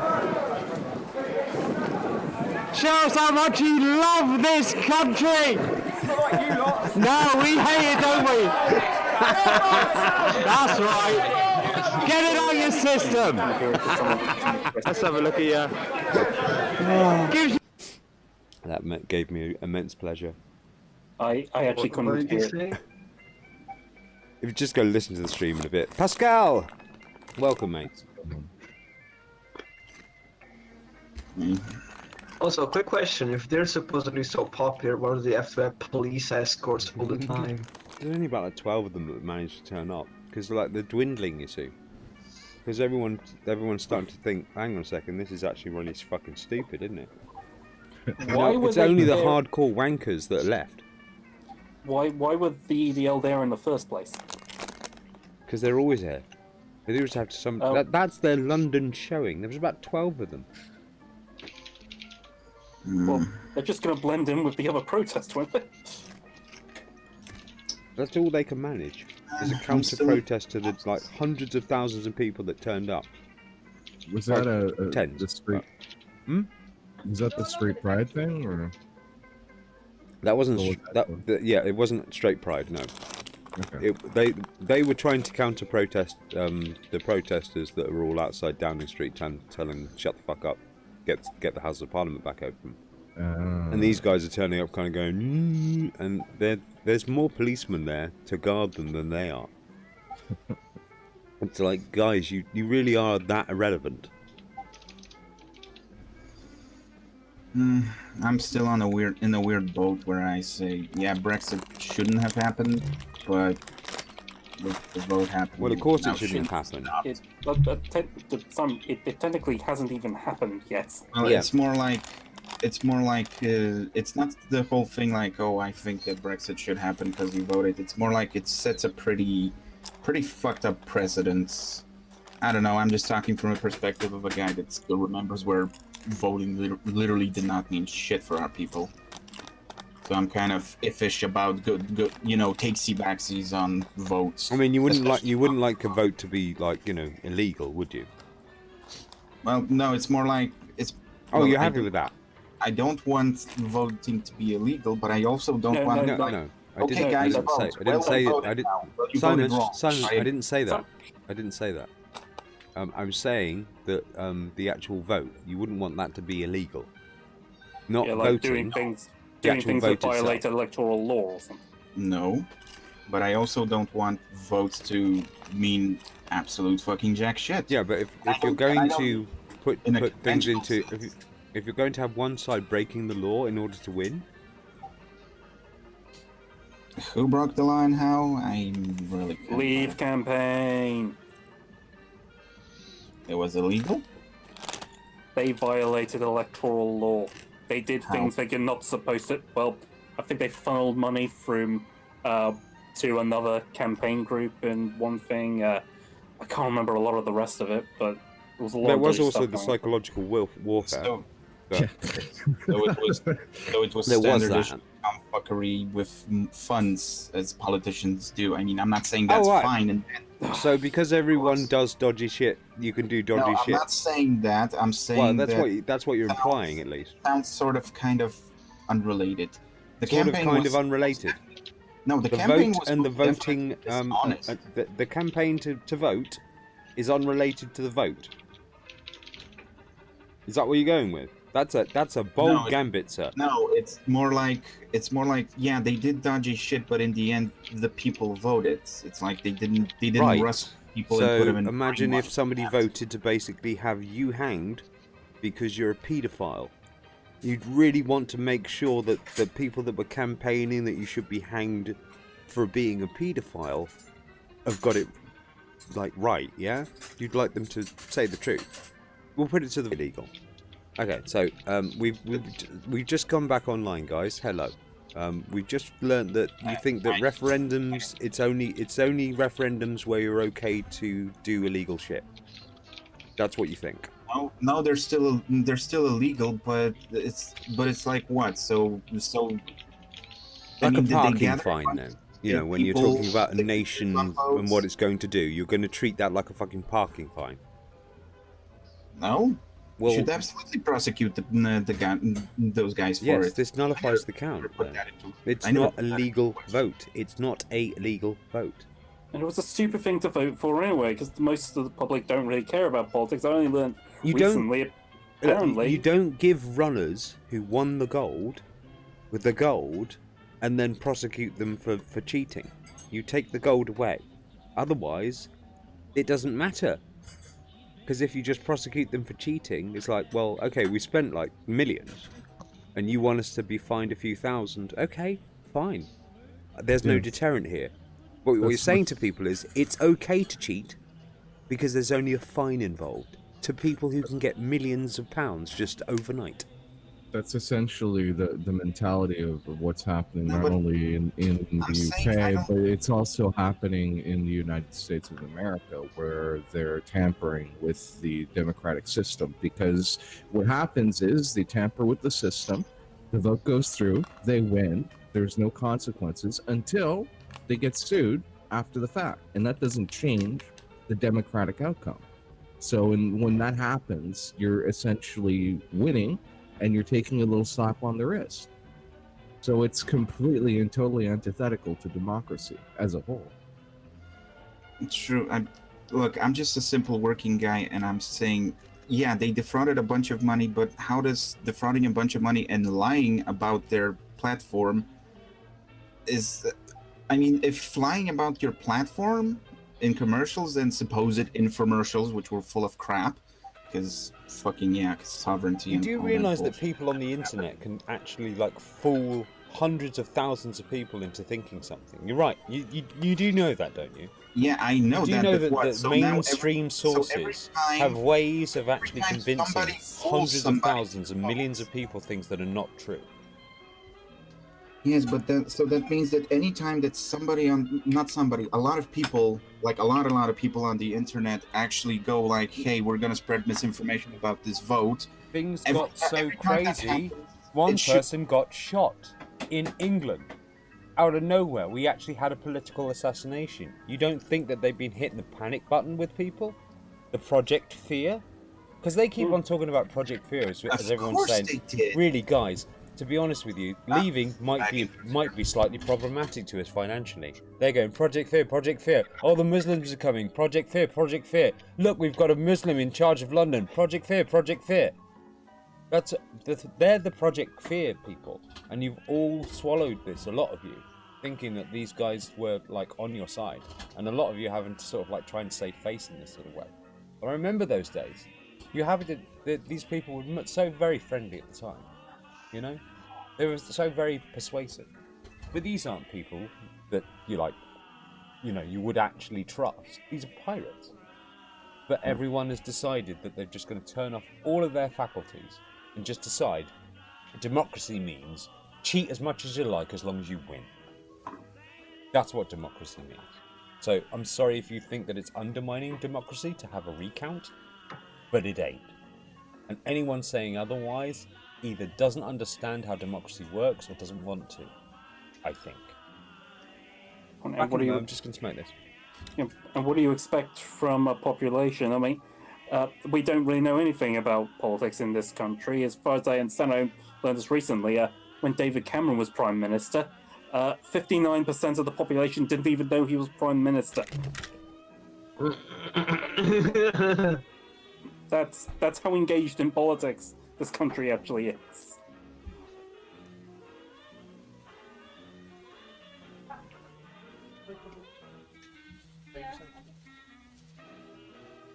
Yeah. Silence. I mean, I find it quite ironic that 58% of the population doesn't know who their leader is. It's like... 59, even worse. It's like, it doesn't even bode well. It's like, who's the leader? The Queen? It's like, who's the person you see the most on TV talking about policy? That guy called David Cameron, he's the Prime Minister. Oh. It's like, at least in my country, people know who the fuck the Prime Minister is. This is what happens when you spend 24 hours a day, 7 days a week, kissing the ass of the monarchy.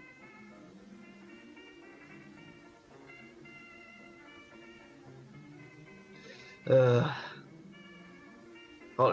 the UK might lose the monarchy pretty soon if Queen Elizabeth doesn't decide to just basically tell Johnson, no, fuck you, I'm taking the signature back.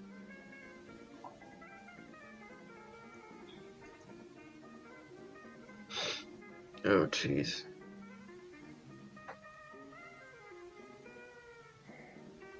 Hey, Simon, you still there? Yeah, I'm still here. Just reading something. No, I was talking about Simon.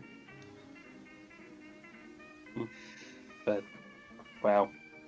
We literally got nothing.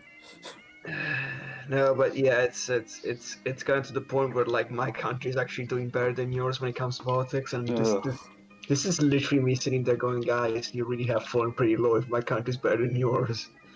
Yeah. Wow.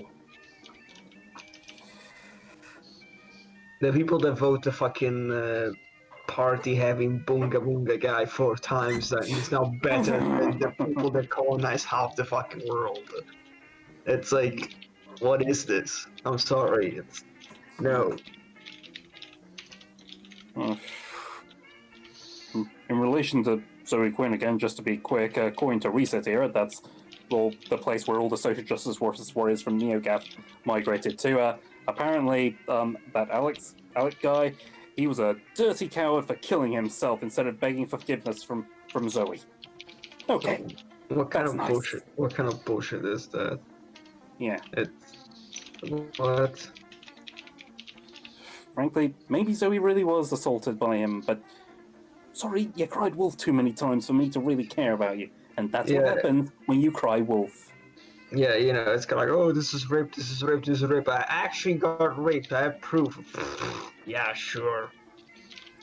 That's the interesting thing. People are talking about how when Aaron actually did the Zoe post and he gave all that Twitter, all the proof of the conversations they were having, they were saying how Aaron shouldn't have aired his dirty laundry. Zoe does something without proof. Oh, you poor victim. But anyway. I mean, this is what the Brexiteers keep doing, keep calling Project Fear, and then when there's an actual problem, they're like, no, that's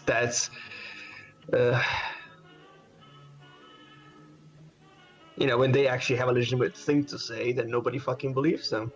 No. Well, sure. Well, that's the interesting. I mean, there was that whole bit with Michael Gove who said that people are tired of listening to experts, and the thing is, you know what? As this goes on, we're going to need those experts, and those experts should just go, no, you got into this. You didn't listen to us before. Why should we help you now? There's no reason to believe you're going to listen to us the next time. Right. Same thing with the EU. It's kind of like, aren't we a dictatorship? Why the fuck should we help you? Again, if in 2 years your country comes back with a fucking begging bowl, I think the EU should piss in that begging bowl and tell you fuck off. It's like, no. Until you learn to stop being an arrogant bunch of arrogant pricks, we're not helping you.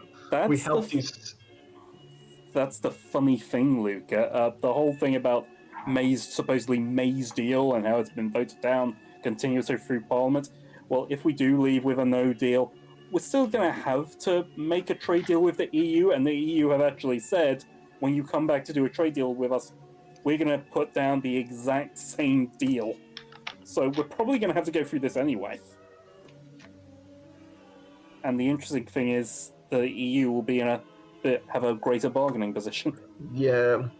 What would your country being torn by civil war in Northern Ireland? Oh boy. I still think that's the worst thing that's gonna happen to the UK. Just a massive civil war. And you know what? I think the IRA this time they're gonna go, fuck it, let's just murder them all, just genocide. It really amazes me that people are actually willing to let that happen just for this. And you know what? There was an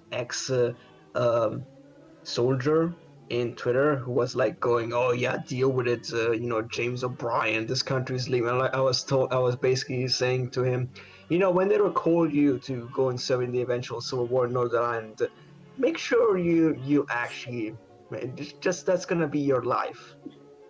You know, the IRA isn't gonna give a shit about you. They're not gonna give a shit about the Geneva Convention. They're just gonna behead you all. You betrayed them one too many times. You betrayed the fucking Catholics one too many times. They hate you now.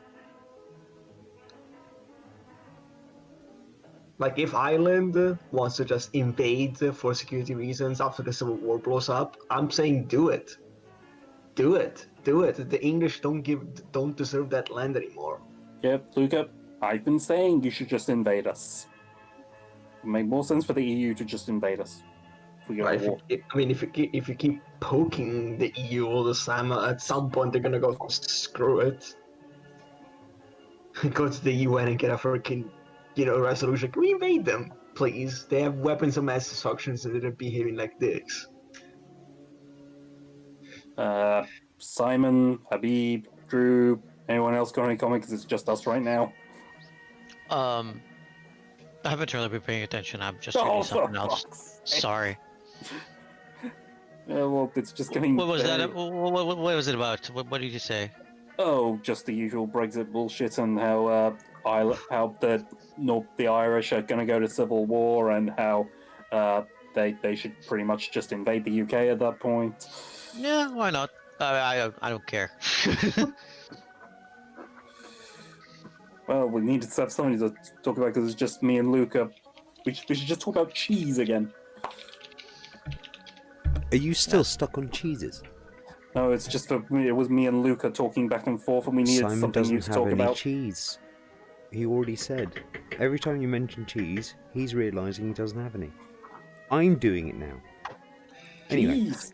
Abigail says Leave basically doubled its funding by sending money to a second group as a shell. Second group was also shared staff members, info and other resources.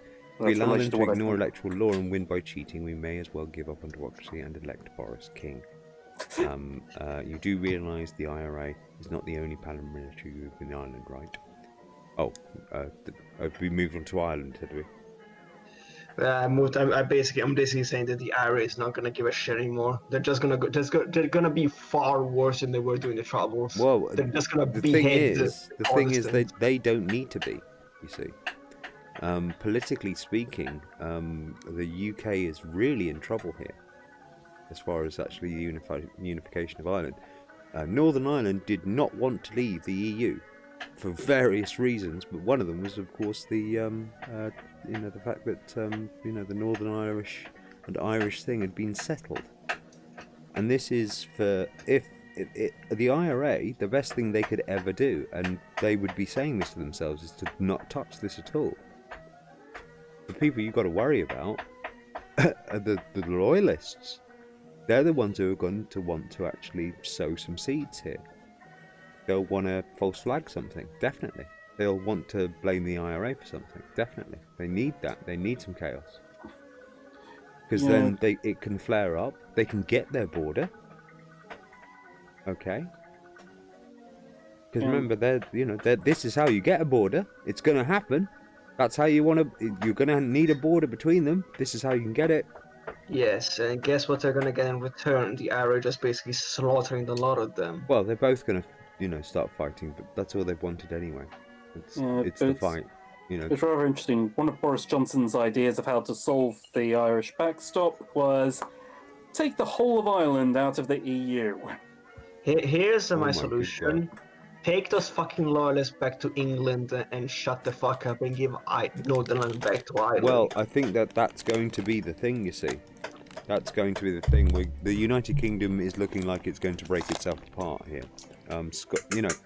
I've said this joke a few times because it keeps on happening a lot of the time, because when Conservatives are in control, every single Prime Minister has the same dilemma. What they've got to do is they've got to say to the people of England, my fellow countrymen, you do not want to be told by some idiot several hundred miles to the south of you what to do. Now, people of Scotland, you do. You definitely do. We don't, but you do. You need us to tell you what to do.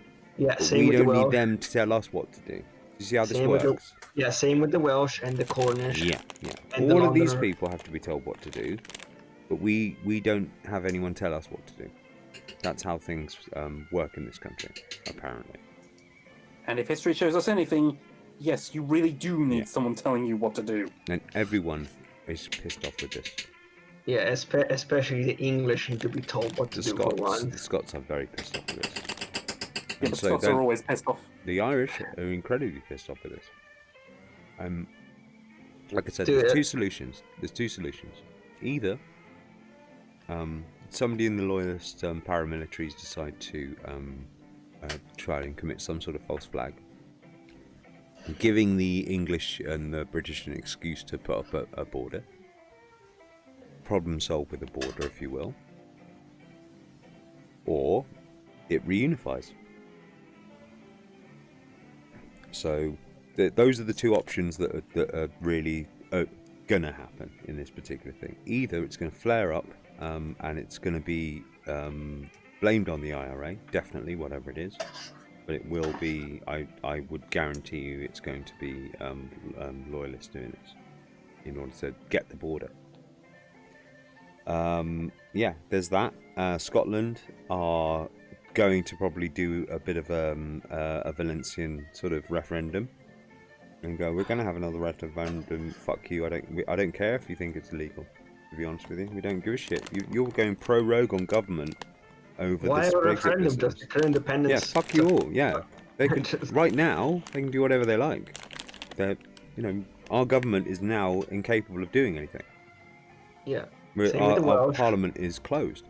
So if Scotland want to break free, they can break free. I would say the same thing about the Welsh. They should just leave. Yeah, they could all just declare going right now. Yes, also London. No, I wouldn't blame them. I wouldn't blame them.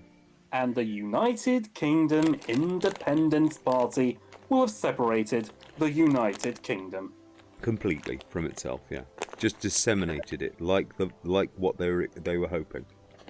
They want to cut this whole country into chunks. They would love to. They'd love to split us all up into little tiny principalities that they could rule over. All this so that billionaires can make another 100 million. Mm-hmm. Yeah, at this point, this confirms all the sort of notions the Scottish, Welsh, Cornish, and Northern Irish have about the English. They just want to boss us around. They don't give a fuck about us. They're arrogant little birds. So, and in spite of what was believed, the French won't do the same thing because naturally the French don't do whatever the British do. Yeah, because when you're occupied or your continent has had, say 400 years of perpetual warfare. The French and the Germans, literal enemies, have managed to make peace with each other. We're all still worrying about the Germans going into Nazi Germany suddenly. Jesus fucking Christ. We're literally buddying up with Nazis in order to defeat Germany. Yeah. Your country is literally stuck in the past, stuck in this we won World War. It's like, stop it. Enough. Why do you think the rest of Europe wants to move on from World War II? It's like they want to start a war and then die just before it kicks in. And then it will make us all tough. Yeah? Bullying's okay because it makes people tougher.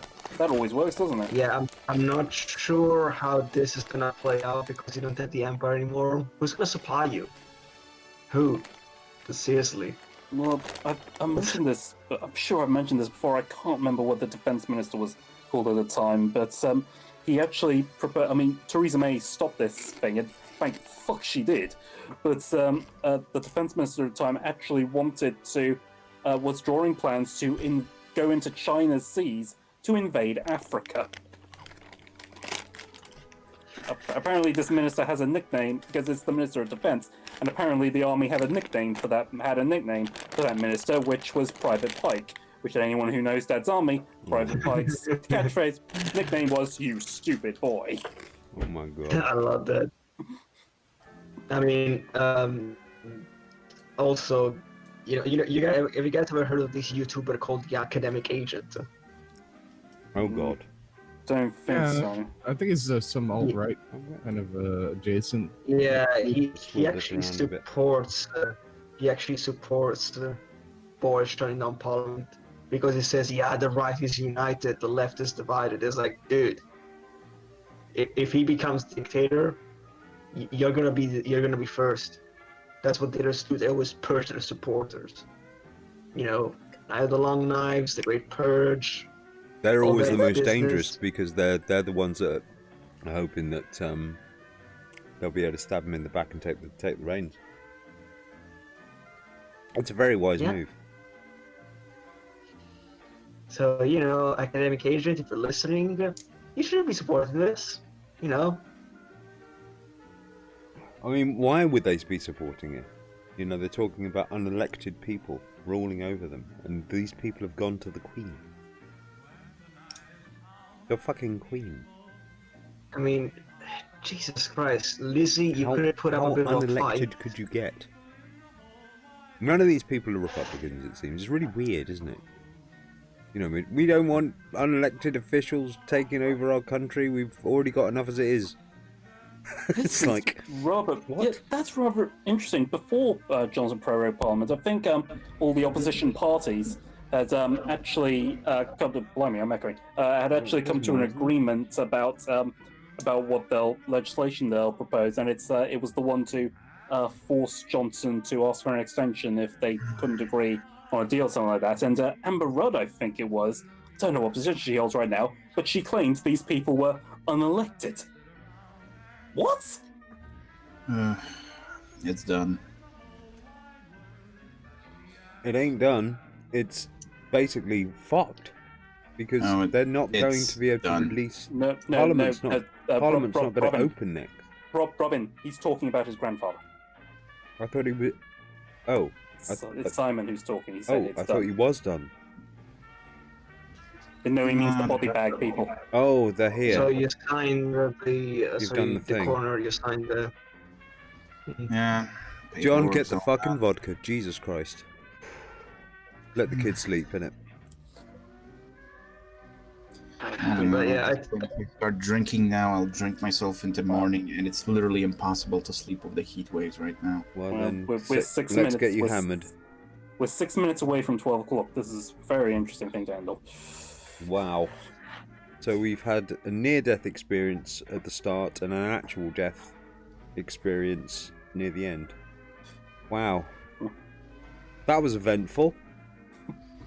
It's called Back from the Brink, and that was me. I was feeling rather celebratory. You sort of like bummed us out a bit, Simon. We need to get you hammered. That's probably the best thing to do. Well, we're gonna have to get the vodka. You get the vodka. Yeah, let's get some vodka down here. I'll get some. I've got some antibiotics to take, so and I've drunk a little bit, so I only need to get a little bit of beer down me, and I'm anybody's. Oh man, these things are strong. The 150-gram ones, those are really strong. They're like. Well, I'm gonna have to be right back then. They really heat up a lot. You can feel them. They really sort of like activate. Well, I'm looking at the support for the monarchy, and it's just plummeting. Which country? Your country. Support for the monarchy. It's just going down. Yeah, apparently people don't like when the Queen, hey, you had the final say, you could kick up just a little bit of a fuss. That was going to happen one way or the other, to be pretty nice. Plus, there's also Prince Andrew White. The monarchy might have a low appeal at this point. I mean, isn't there like a stipulation in the British monarchy that if you cause a fuss, that's basically tantamount to being dismissed from office? It's a royal prerogative of the Queen to at least advise, and this time she just went, "Yep, gonna sign off." You didn't even say anything on the There thing. really was not much she could do. She is still a monarchy, aren't you? Yeah, look, there really was not much the Queen could do. She's always traditionally stayed out of politics, and she was put in an impossible position because whatever way she took, whatever she decided, she was taking a political position. So she pretty much decided, okay, this politician, the prime minister, has decided something. I'll have to go with what this elected official has said. That's really all it is. Well, I'm gonna go get the booze.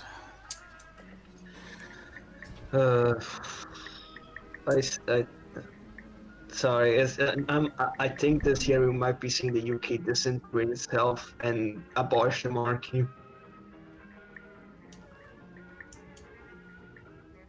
I don't see much. It's a bit weird, You're gonna join the club of you just gonna join the club of people who had a revolution and who abolished the monarchy. Just please don't do what the French do and just start slaughtering people afterwards, because that's not good. Yeah, French people, fuck them. I'll say this about the French and pretty much everyone on the continent. A revolution basically teaches you, in the revolutions we had, basically taught people you are citizens and you have rights and you must fight for them. In the UK, you're still, what they taught you from day one was you're subjects and you're to sit there and nod politely to whatever the hell the establishment does. It's like they never gave you a spine. They never actually wanted to fucking stand up for yourselves. Yes, this is why our motto is keep calm, carry on. Hey, look, that's fine during a war, but not right now. No. We are literally collapsing. That's not a good. Let's just stay as our country collapses around us. It's like, sorry, I just don't see that as a good idea. Maybe I'm insane, but I just don't see it as a good idea to keep carrying on when the country's just collapsing around you. It's a bit much. Yeah. Yeah. We're expected to keep calm and carry on. This is like I said, I don't think Parliament will open after this. Not until Boris Johnson's gone. Really? Yeah, I think that if they just basically ignore everybody, people are going to start changing themselves to Parliament. They're going to start going, if you're not going to open it, we're not going to let you open it until something is somebody resigns. And to Are they going to do a sit-in? Sit-in? I think this is going to get crazy, mate. I mean, this is. You going to organise this, Robin? Not me. No, I don't need to. There's people who do this. You know, there's if you have a look at the Extinction Rebellion lot, very organised. Yeah, this is a very organised group of people, and they made ways of clogging up police so that they can get on with what they're actually doing, which is like moving in. You know, all of the things that you see on the news when you were looking at the Extinction Rebellion were people just volunteering to be arrested. So what that does is that takes one, maybe two officers off the situation, and they just inundate them with people who are volunteering to be arrested. So yeah, they literally have a queue set up. Anyone here want to be arrested? And the idea is that you queue and like gum up the system, so that they just don't have enough officers to cope with what's going on. Essentially doing what the British do best, queuing. Yeah, we just basically clog up the system, just like if you were to try and say take down a website. This is how you do sort of like these tactics are impossible for sort of like normal real life, real time systems to deal with. We're talking about thousands of people who are volunteering themselves, putting themselves into a situation where they can break the law in a very small way and clog up the system. So they just sit in the street or something like that. And you've got to move. Arrest me then. So I'm not moving until you arrest me. Is that you want me to arrest you? Yeah. Go on then. Charge me. I dare you. And while they go and do that, they've got to go and take them down to the station, get them charged, get them processed, get pictures done, and all the other administrative bullshit that goes on. So they're basically doing there's sort of like a way of closing down a website. You can just keep on asking it questions, going to website, and you can get denial of service errors, where there's just not enough capacity to deal with new customers coming in and asking. You can close down websites doing this. With enough people and enough resources to throw at a website, you can overload its processor. This is why like cloud computing is impossible to do this. But it's also possible to obviously hire cloud computers to do it too. And how you're doing that, of course, is you're doing that on a real-time level. So if there's 100,000 people and about 10,000 of them want to get arrested, that's 10,000 policemen at least who have to go and arrest them now. Well, they're off the street. They're going into a station now with them. The people that aren't going to get arrested are the ones that are moving in and doing what needs to be done, getting things set up so that there's no way they can stop you. Things like that. To the point where there's only the armed guards out the front there who aren't going to touch you because they've got guns. So they're just going to back away.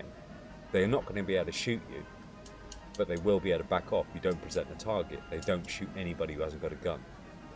Ever. And they're not going to go into a crowd of people to stop them when they've got a gun, because then they would have a gun and then there's going to be shots. You know, you wouldn't do that. Best course of action, hold back, get out of the way. You can't do anything.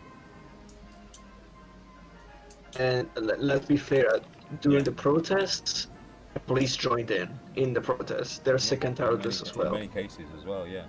So this is sort of we're basically a French Revolution shit.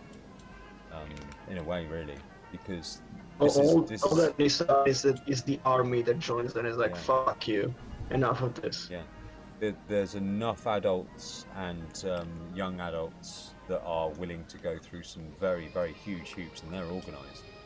They're well funded. They're well paid. They're middle class. They're willing to do some seriously organised shit. I mean, I've seen some of these people and met them, and they are fucking organised. I'm sitting there in awe of the organisation that they're able to actually achieve. You should see, if you ever went down to Extinction Rebellion by comparison to, like, say, I don't know, some hippie fucking commune tent place, tidy. This is so tidy. This is like the most middle class campsite you'd ever seen in your life. You know? It's gone past 12, by the way, Robin. I don't care. But Okay. yeah, these are the people that are now organising this sort of thing. These are in orders of magnitude greater than you would see in the 60s as far as organisation is. And like I said, there's nobody that isn't sitting there kind of going, this is an opportunity to basically like try. If they're going to use brinkmanship against their own people, guess what? It goes the other way. And this is the thing. They got them to listen. This is getting them to shut up. This is going to ruin the monarchy. They're going to be lucky to survive this one. And if anyone starts to kind of go, all right then, bring out the army. People are either going to go, fuck you, we're not bringing out the army, or they do. All holds barred. They'll be storming the palace. They'll be storming number 10. Nobody's going to have a chance to finish it and get the army in quick enough. And at that point, the army's going to go, fuck you, absolutely, coup d'etat. Yeah, fuck you. And there's going to be people stabbed to death. I'll be surprised if this is the end of the monarchy, but... No, this is not just the end of the monarchy, this is the end of this bullshit keep coming, carry on mentality. It's going to be an end of the country, and it's going to be an absolute mess, and it's going to get really fucking weird. A lot of people are going to die for no reason. Oh, please get me out of it. So it's not fun, but this is the level that it could get to right now. And this is why I'm safely in my home. You have like a full fucking like near guillotine like revolution. I don't want to be part of that. I'd be out of this country for that. Fuck that shit. Because it gets everybody. Everybody falls under this weird fucking paranoid spell. It's not a good place to be in a revolutionary country. It's fucked up. People die for no reason. Get out. Sell your property and get the fuck out. Not that you can, because everyone else is selling their property and getting the fuck out. But if it got to that state, yeah, where we're seeing sort of like the signs of sort of like revolutions and all that sort of shit. What, like a communist revolution? Fascist revolution? Don't know. Whatever it is, revolutions suck. Everyone dies in revolution. No shit. Doesn't matter. Yeah, I mean, a lot more people die like right after yeah, too. I'm gonna be a fucking refugee, bit. I'm gonna need a place to stay. I mean, I live next to a country that basically was par excellence for the whole revolution thing. How well did that end for the French? Well, Italy is. Well, I am a Mediterranean kind of a guy, so Italy wouldn't be too bad. Yeah. We wouldn't live that close to America, it'd be fun. I mean, we got rid of Salvini, so he's not gonna be in charge of the fucking immigration policy anymore. Well, it'll be better than fucking England, I know that, if they go down like that. Oh, Florence would be nice, Mag says. We go to Florence then, okay. There we go. There you go. At least we've got a destination now. Yeah. Every single time I'm looking at this, Jesus. every single time I'm looking at this, I'm thinking, oh, God, this is literally like in my fucking stories. What the hell is going on? Are you saying I shouldn't be going to Comic-Con or the BFI for a while, making any trips to Comic-Con or the BFI for a while? Well, proceed. Well, it's in London. That's my point. Proceed as normal. Just, Comic-Con isn't going to get closed. No, but I'm just wondering, is it really safe to be in London during a revolution? Well, the thing is, like, that sort of thing happens all over the country. Oh, blimey. Yeah, once it starts happening in London, you see it in Manchester, you'll see it in Birmingham, and then once London starts, everyone starts. So all the major cities start kicking off. People are dragging their own politicians out into the street and doing all kinds of nasty shit to them. This is where it goes wrong. Because, like, people start fucking just going crazy. I mean, have a look at what happened to Libya. You know, this is how it happens. Everyone just fucking lights up. All the frustrated people start killing other people they don't like. It's like, you know, everyone suddenly has a chance to be killed or kill. You know, when the law goes down, everything goes down, and there's anarchy in the streets, and there's people basically robbing, you know, whatever stores. You know, the police aren't involved anymore. They're getting the fuck out of there.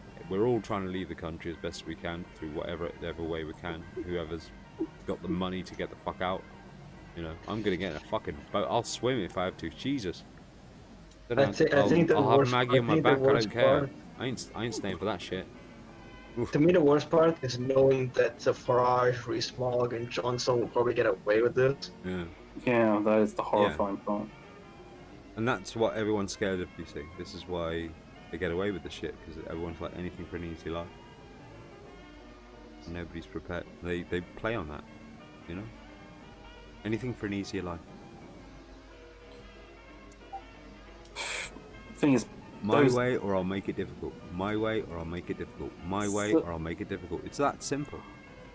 Certainly Farage and Mogg are actually the kind of politicians I would prefer to be dragged out into the street, but that the most violent people on these arguments are the ones who support Leave. Yeah, that's the sort of problem. They're a bunch of fucking thugs. Yeah.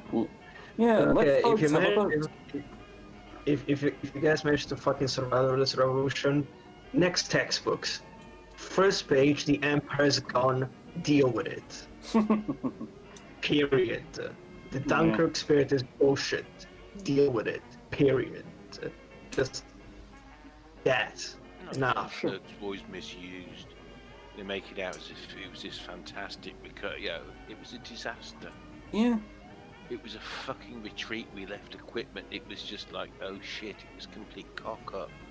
They also failed to mention the number of French people who gave up their lives so the British could escape. But hey, the French. I know historically we mocked them, but never mind. Not for me. Garlic You know. eating surrender monkeys, you know. Ugh. You know why? You know why I dislike the French? Because a French waiter once tried to ply me with drink and have his way with me. Oh. Yeah. Well, anyway, it's guys. Okay, I'm just gonna say this is 3:10 a.m. I'm like half asleep anyway. Okay. I'm gonna go. Simon is still here. Okay. Simon. Okay. I don't think he's here. Bye, Habib. Bye, Habib. Well, hi and bye. I'm sorry. I think that was true. But yeah, when Simon comes back, just tell him that I say it's deepest condolences. Yeah. And if he needs anyone up there, I guess I'll tell him that myself. But yeah, have a good night, everybody. Okay. Funny thing, that story I said how a French waiter once tried to ply me a drink, have his way with me. Weirdly, other than to have his way with me, that story is actually partly true. Yeah. Also, I bet if you talk to that French what you waiter, mean you have a is- different story.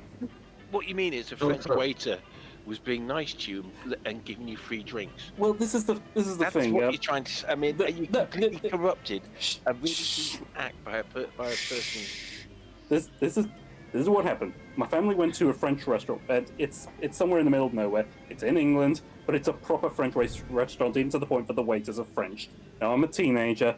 This guy doesn't know that I don't actually drink, or I have no interest in drinking, but nonetheless was curious. I wasn't really paying attention because my dad was the one doing everything, and I don't like talking to people anyway. But I kid you not, the waiter was curious if I wanted to have some wine, taste some wine for the first time, and he actually said, "You will be my victim tonight."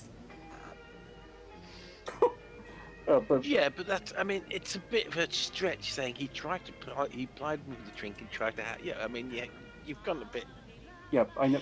I was being deliberate. I was being Got a deliberately bit Tommy inflammatory. Robinson there, mate. I was being. Yeah, I was exaggerating, John. I know. That was part of the joke. Yes. By the way, Oh God, Oh God, Paul Joseph Watson has fucking tweeted something. Who cares? Okay. By the way, Surf Box. your ex-army. Do you think the army is gonna launch a coup if everything goes to shit? Because I think even they are pretty angry at this.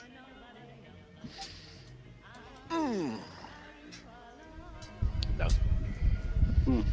Well, Robin's been talking about how things are getting so bad that there'll eventually be a revolution.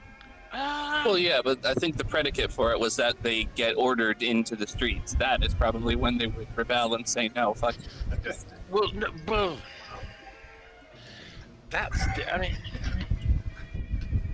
I remember back the miners' strike. Miners' strike.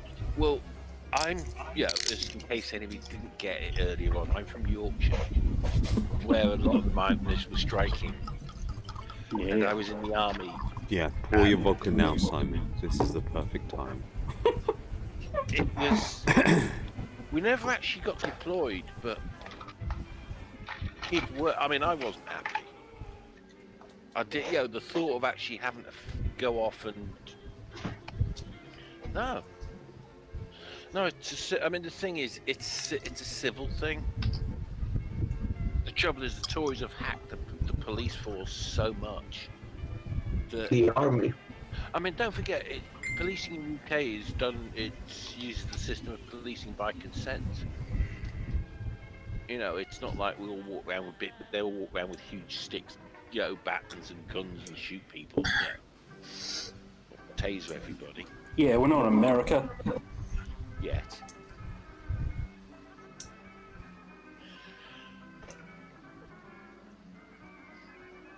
Alright, Simon, you there? Mm-hmm. He's got vodka. Habib sends his condolences for your grandfather. Thanks. And if you want to speak to him, he's there for you, mate.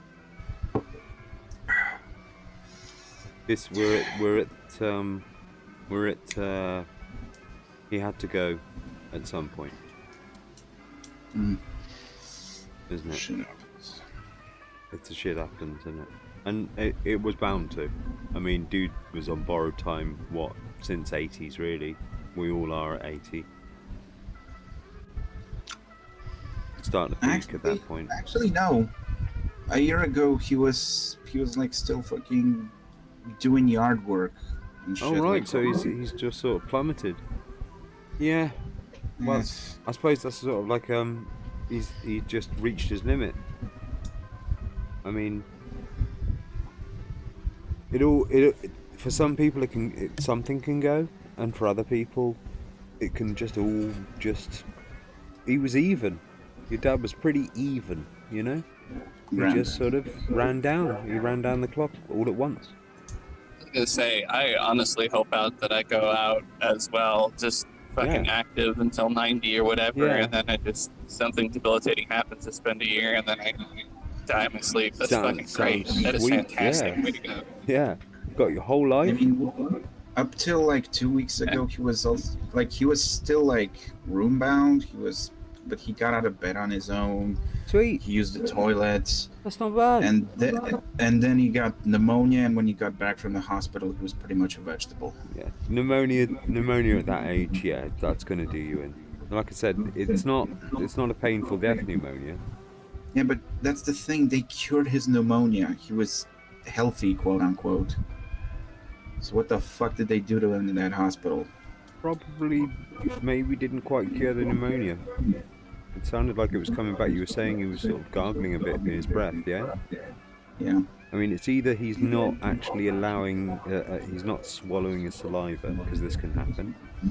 And No, he's actually inhaling it. So that can get you bubbly. But he if had he's trouble coughing at all. Well, then it's hurting if it's hurting to cough, then it would be pneumonia, yeah. So yeah, it's probably either he's just not got the defense mechanisms to be able to cope with it anymore, mate. It's just he's just too tired. He's just too tired. He could have caught an infection from the hospital too. That happens fairly often, and it's nobody's fault. Yeah, if I know our public healthcare hospitals, it's likely you probably got some shit there. There aren't exactly top-notch facilities. Well, no, the trouble. I mean, when you go into hospital, you're ill. you're more susceptible to picking up illnesses. Oh no, I'm not ragging on public healthcare. I'm ragging on Polish public healthcare. It sucks. No, I used to Well, work in a hospital, so I'd be saying to you, mate, they haven't done too bad if your dad's managed to into his late 90s. Granddad, sorry. I mean, I lost. How old are you again? I'm too old. Right, I lost my grandparents when I was in my 20s. So I mean, you've had a lot of time with him. You've had such time with him, mate. He carried on 55 years after his wife died, basically. He kept himself active. Did he like bum himself out, or was he all right? Did he manage? I mean, the guy was like a wall. Like he was my uncle, his actual son, because his daughter is my mother. He died of liver failure 10 years ago, and the dude didn't even like drop a tear. Wow. It was freakish, stoic, to say the least. Dude, the core. I mean, it wasn't like they were on bad terms. It was just like he was just. You looked at him and you couldn't tell a single thing from his face.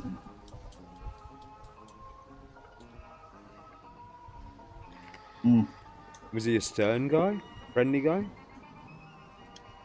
I was told he chilled out a lot when he got grandkids. I mean, he was.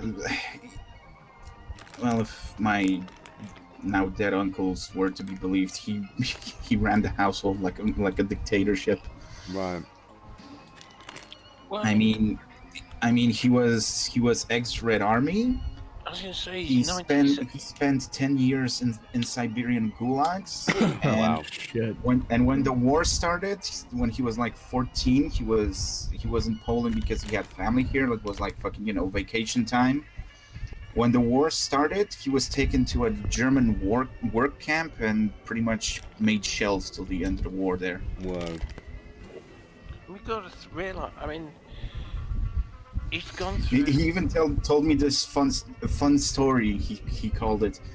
Him and his mates, when they were working outside in the factory, because they were like, I think they were tossing asbestos actually, for to cover the roof, and there was a bombing alarm, and they were told that you gotta come if you're working outside, run to your nearest designated bunker and hide in it. And my grandfather's mate is like, you know what? Fuck it. This is the only time we're not gonna be supervised. Let's go by the lake. And they did. And when they come back, their designated bomb shelter was a crater. Weird. Did he like, I don't know, casually domesticate bears in his spare time? Fucking hell. I can imagine Chuck Norris meeting him and just bowing his head. I mean, just I don't know looking around at his knees. I don't know what he did in Siberia. He very casually was able to describe how one of his cellmates just got executed because they were decimating the workers for not meeting quotas. He casually could mention all of the heinous shit that the Red Army did on the front under his command, because he was like I think he was a lieutenant. But then it was like, but then if you asked him what happened in Siberia, it was just dead silence. I'm not gonna talk about Siberia. Wow. I mean, he's been through so much. I mean, when did he get back to Poland? He got back to Poland. Well, back to Poland. He was technically Russian, but while he was on the front, his actual like military family, because he was from a military family, they got axed in some sort of mini Stalinist purge or something like that. So he just sort of came back here, not knowing what the fuck to do with himself, because he was disbarred from the army. It's like, oh, hey, here's your medal, hero of the Socialist Union. Yeah, fuck off. And he came here, met my Jewish grandmother, and had kids. Kind of stayed here. And here you are. Stuff he's been through. And around the 60s, he was actually completely by accident nabbed in like a gulag collection plate, because they were like they were routing out some sort of dissidents that were actually, because more lore. There was a vote that was asking the major questions about the restructuring of the Polish government, because up till then it was more like a temporary deal, sort of shit like that.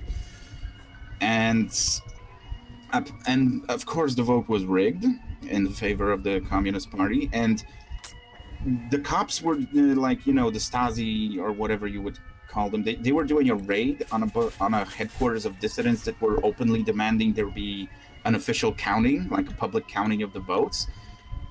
And he was coming back from the grocers with bread and milk. So that's how he ended up in Siberia. It's fucking. Funny how one of the first things to go in socialist systems is the concept of democracy and civil liberty. It's odd how that keeps happening for some reason. America has nothing. It's not even like a socialist satellite state. I mean, we had its semi fucking lighter version of the socialist dictatorship. The actual SSRs had it way worse. I mean, you just seen Jaruzelski and the collapse of communism in Poland. What was your grandfather's take on all that was going on? I mean, like what stake?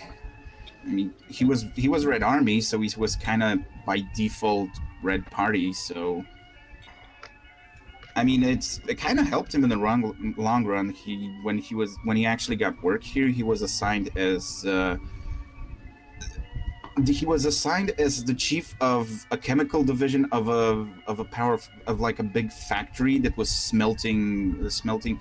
He even told me that they smelted some sort of fucking metal compound that, for some, I don't know if the technology was not available outside the communist bloc. So he mentioned offhand that, when he was retired and the communist government was long gone, that he casually mentioned offhand that they actually smuggled a shit ton of that metal over to America via smugglers.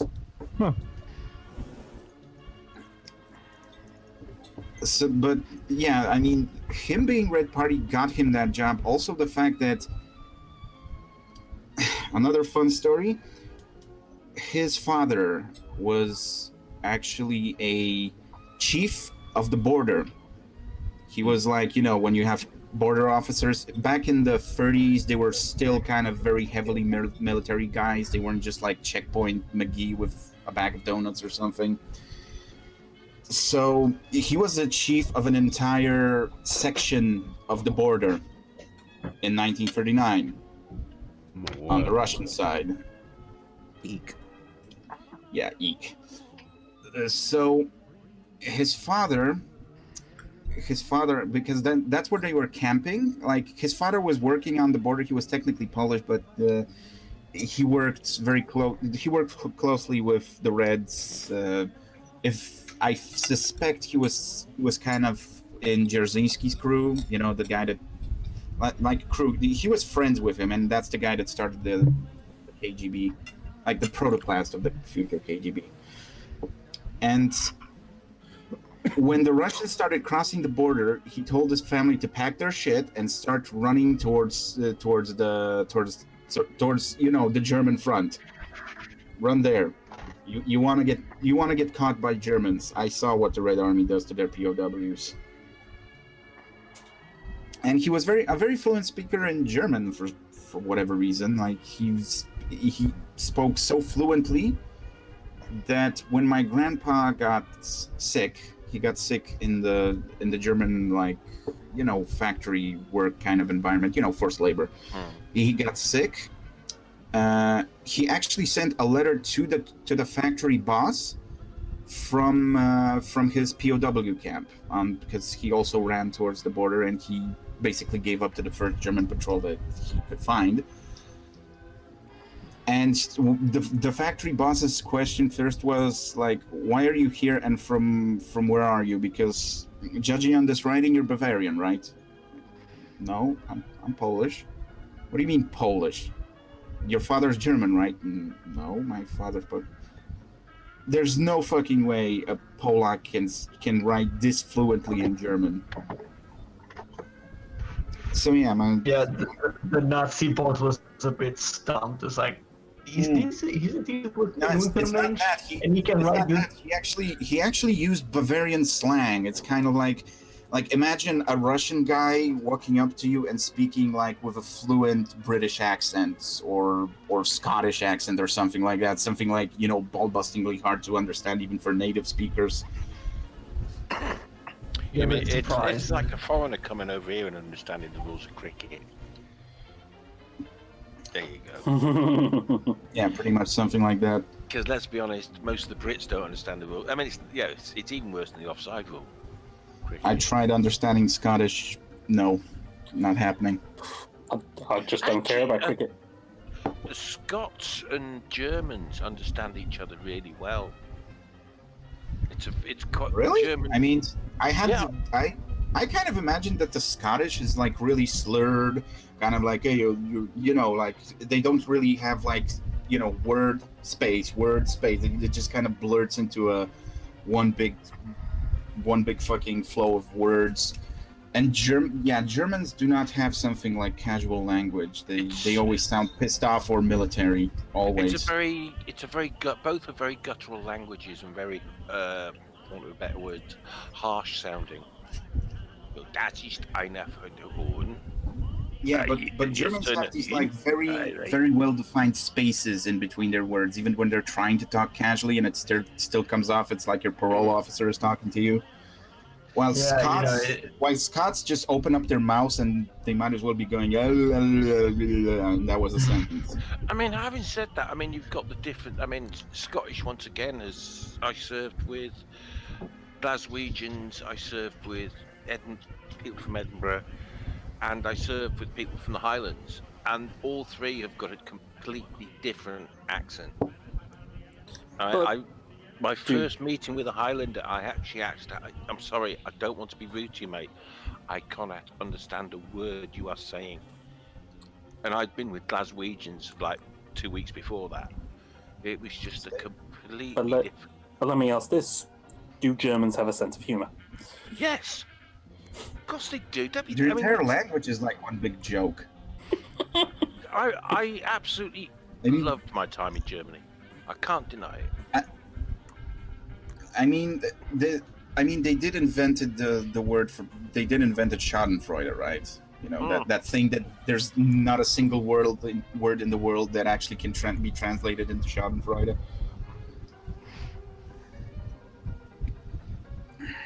But I think that's mostly a Central European thing.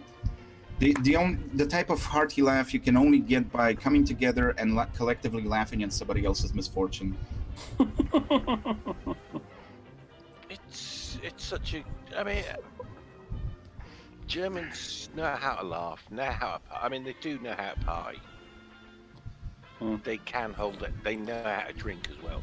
They've got fantastic drinking games. I suppose they would be able to laugh at other people's misfortune, given they're so efficient that they can't have misfortune. They have their issues, same as every country has their issues. I mean, I don't know. Germany always was like a very militaristic state, but they always were very anal retentive about everything military related when it came to discipline.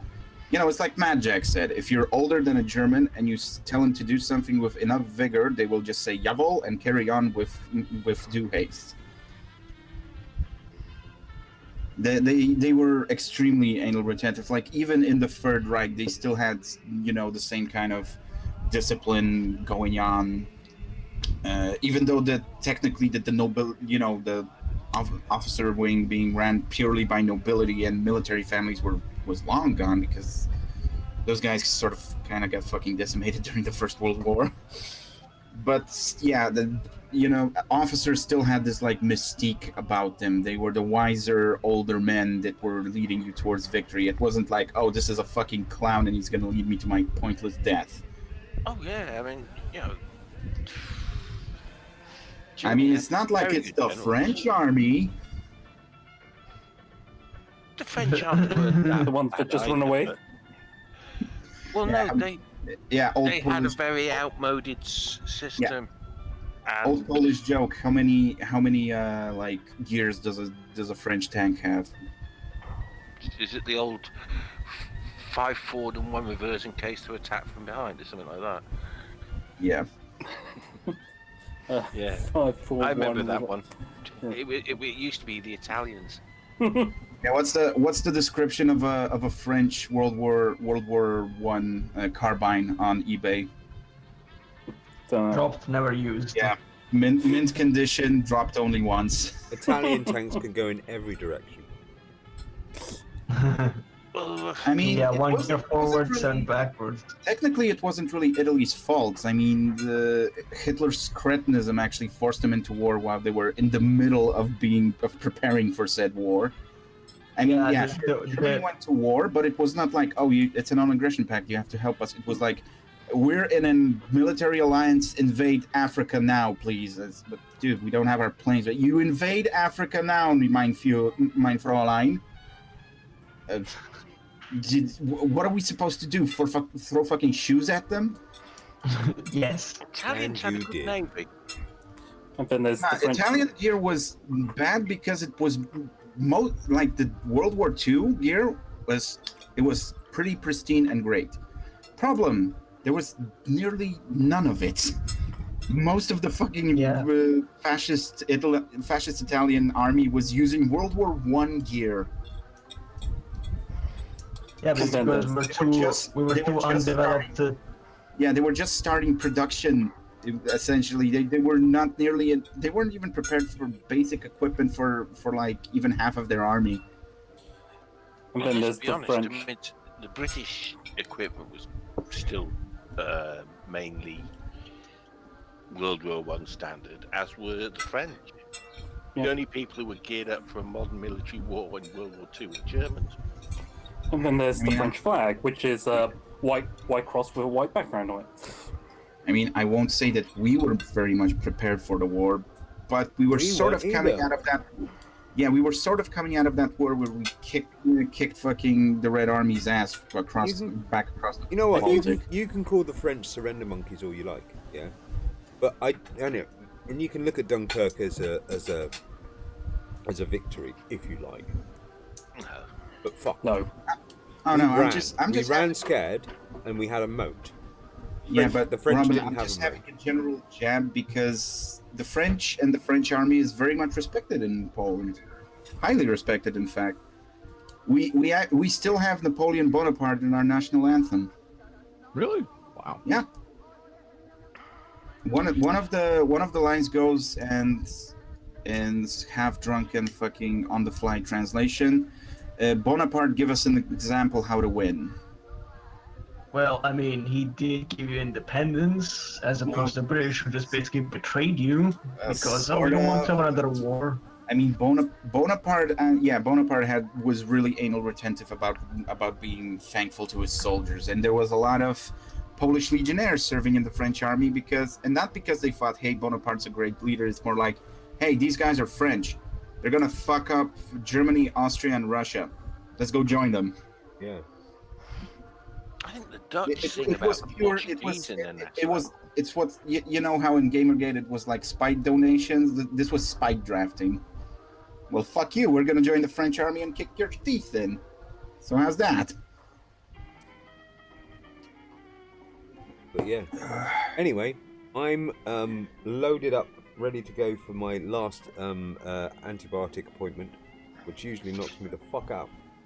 I've just taken my painkillers, so it's time to call it a night. Sounds good. I hope everyone's had a good time. You told me to go booze, and now you're gonna call it a Yeah, night. you're hammered.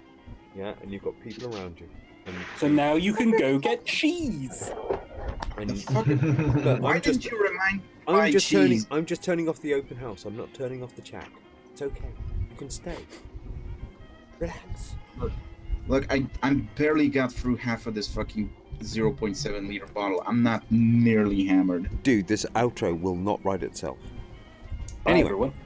You don't try outros. No, I never try outros because there's no point because everyone interrupts me. Anyway. Not everyone. Bye, everyone. It's the only way I can get out of here alive. Much love. Bye. Cheers. Bye. Bye. Bye. Bye. Bye. Cheers. Bye. Bye. Bye. Bye. Bye. Bye. Bye. Cheers. Bye. Goodbye. Cheers. Bye. Goodbye. Cheers. Bye. Bye. Cheers. Bye.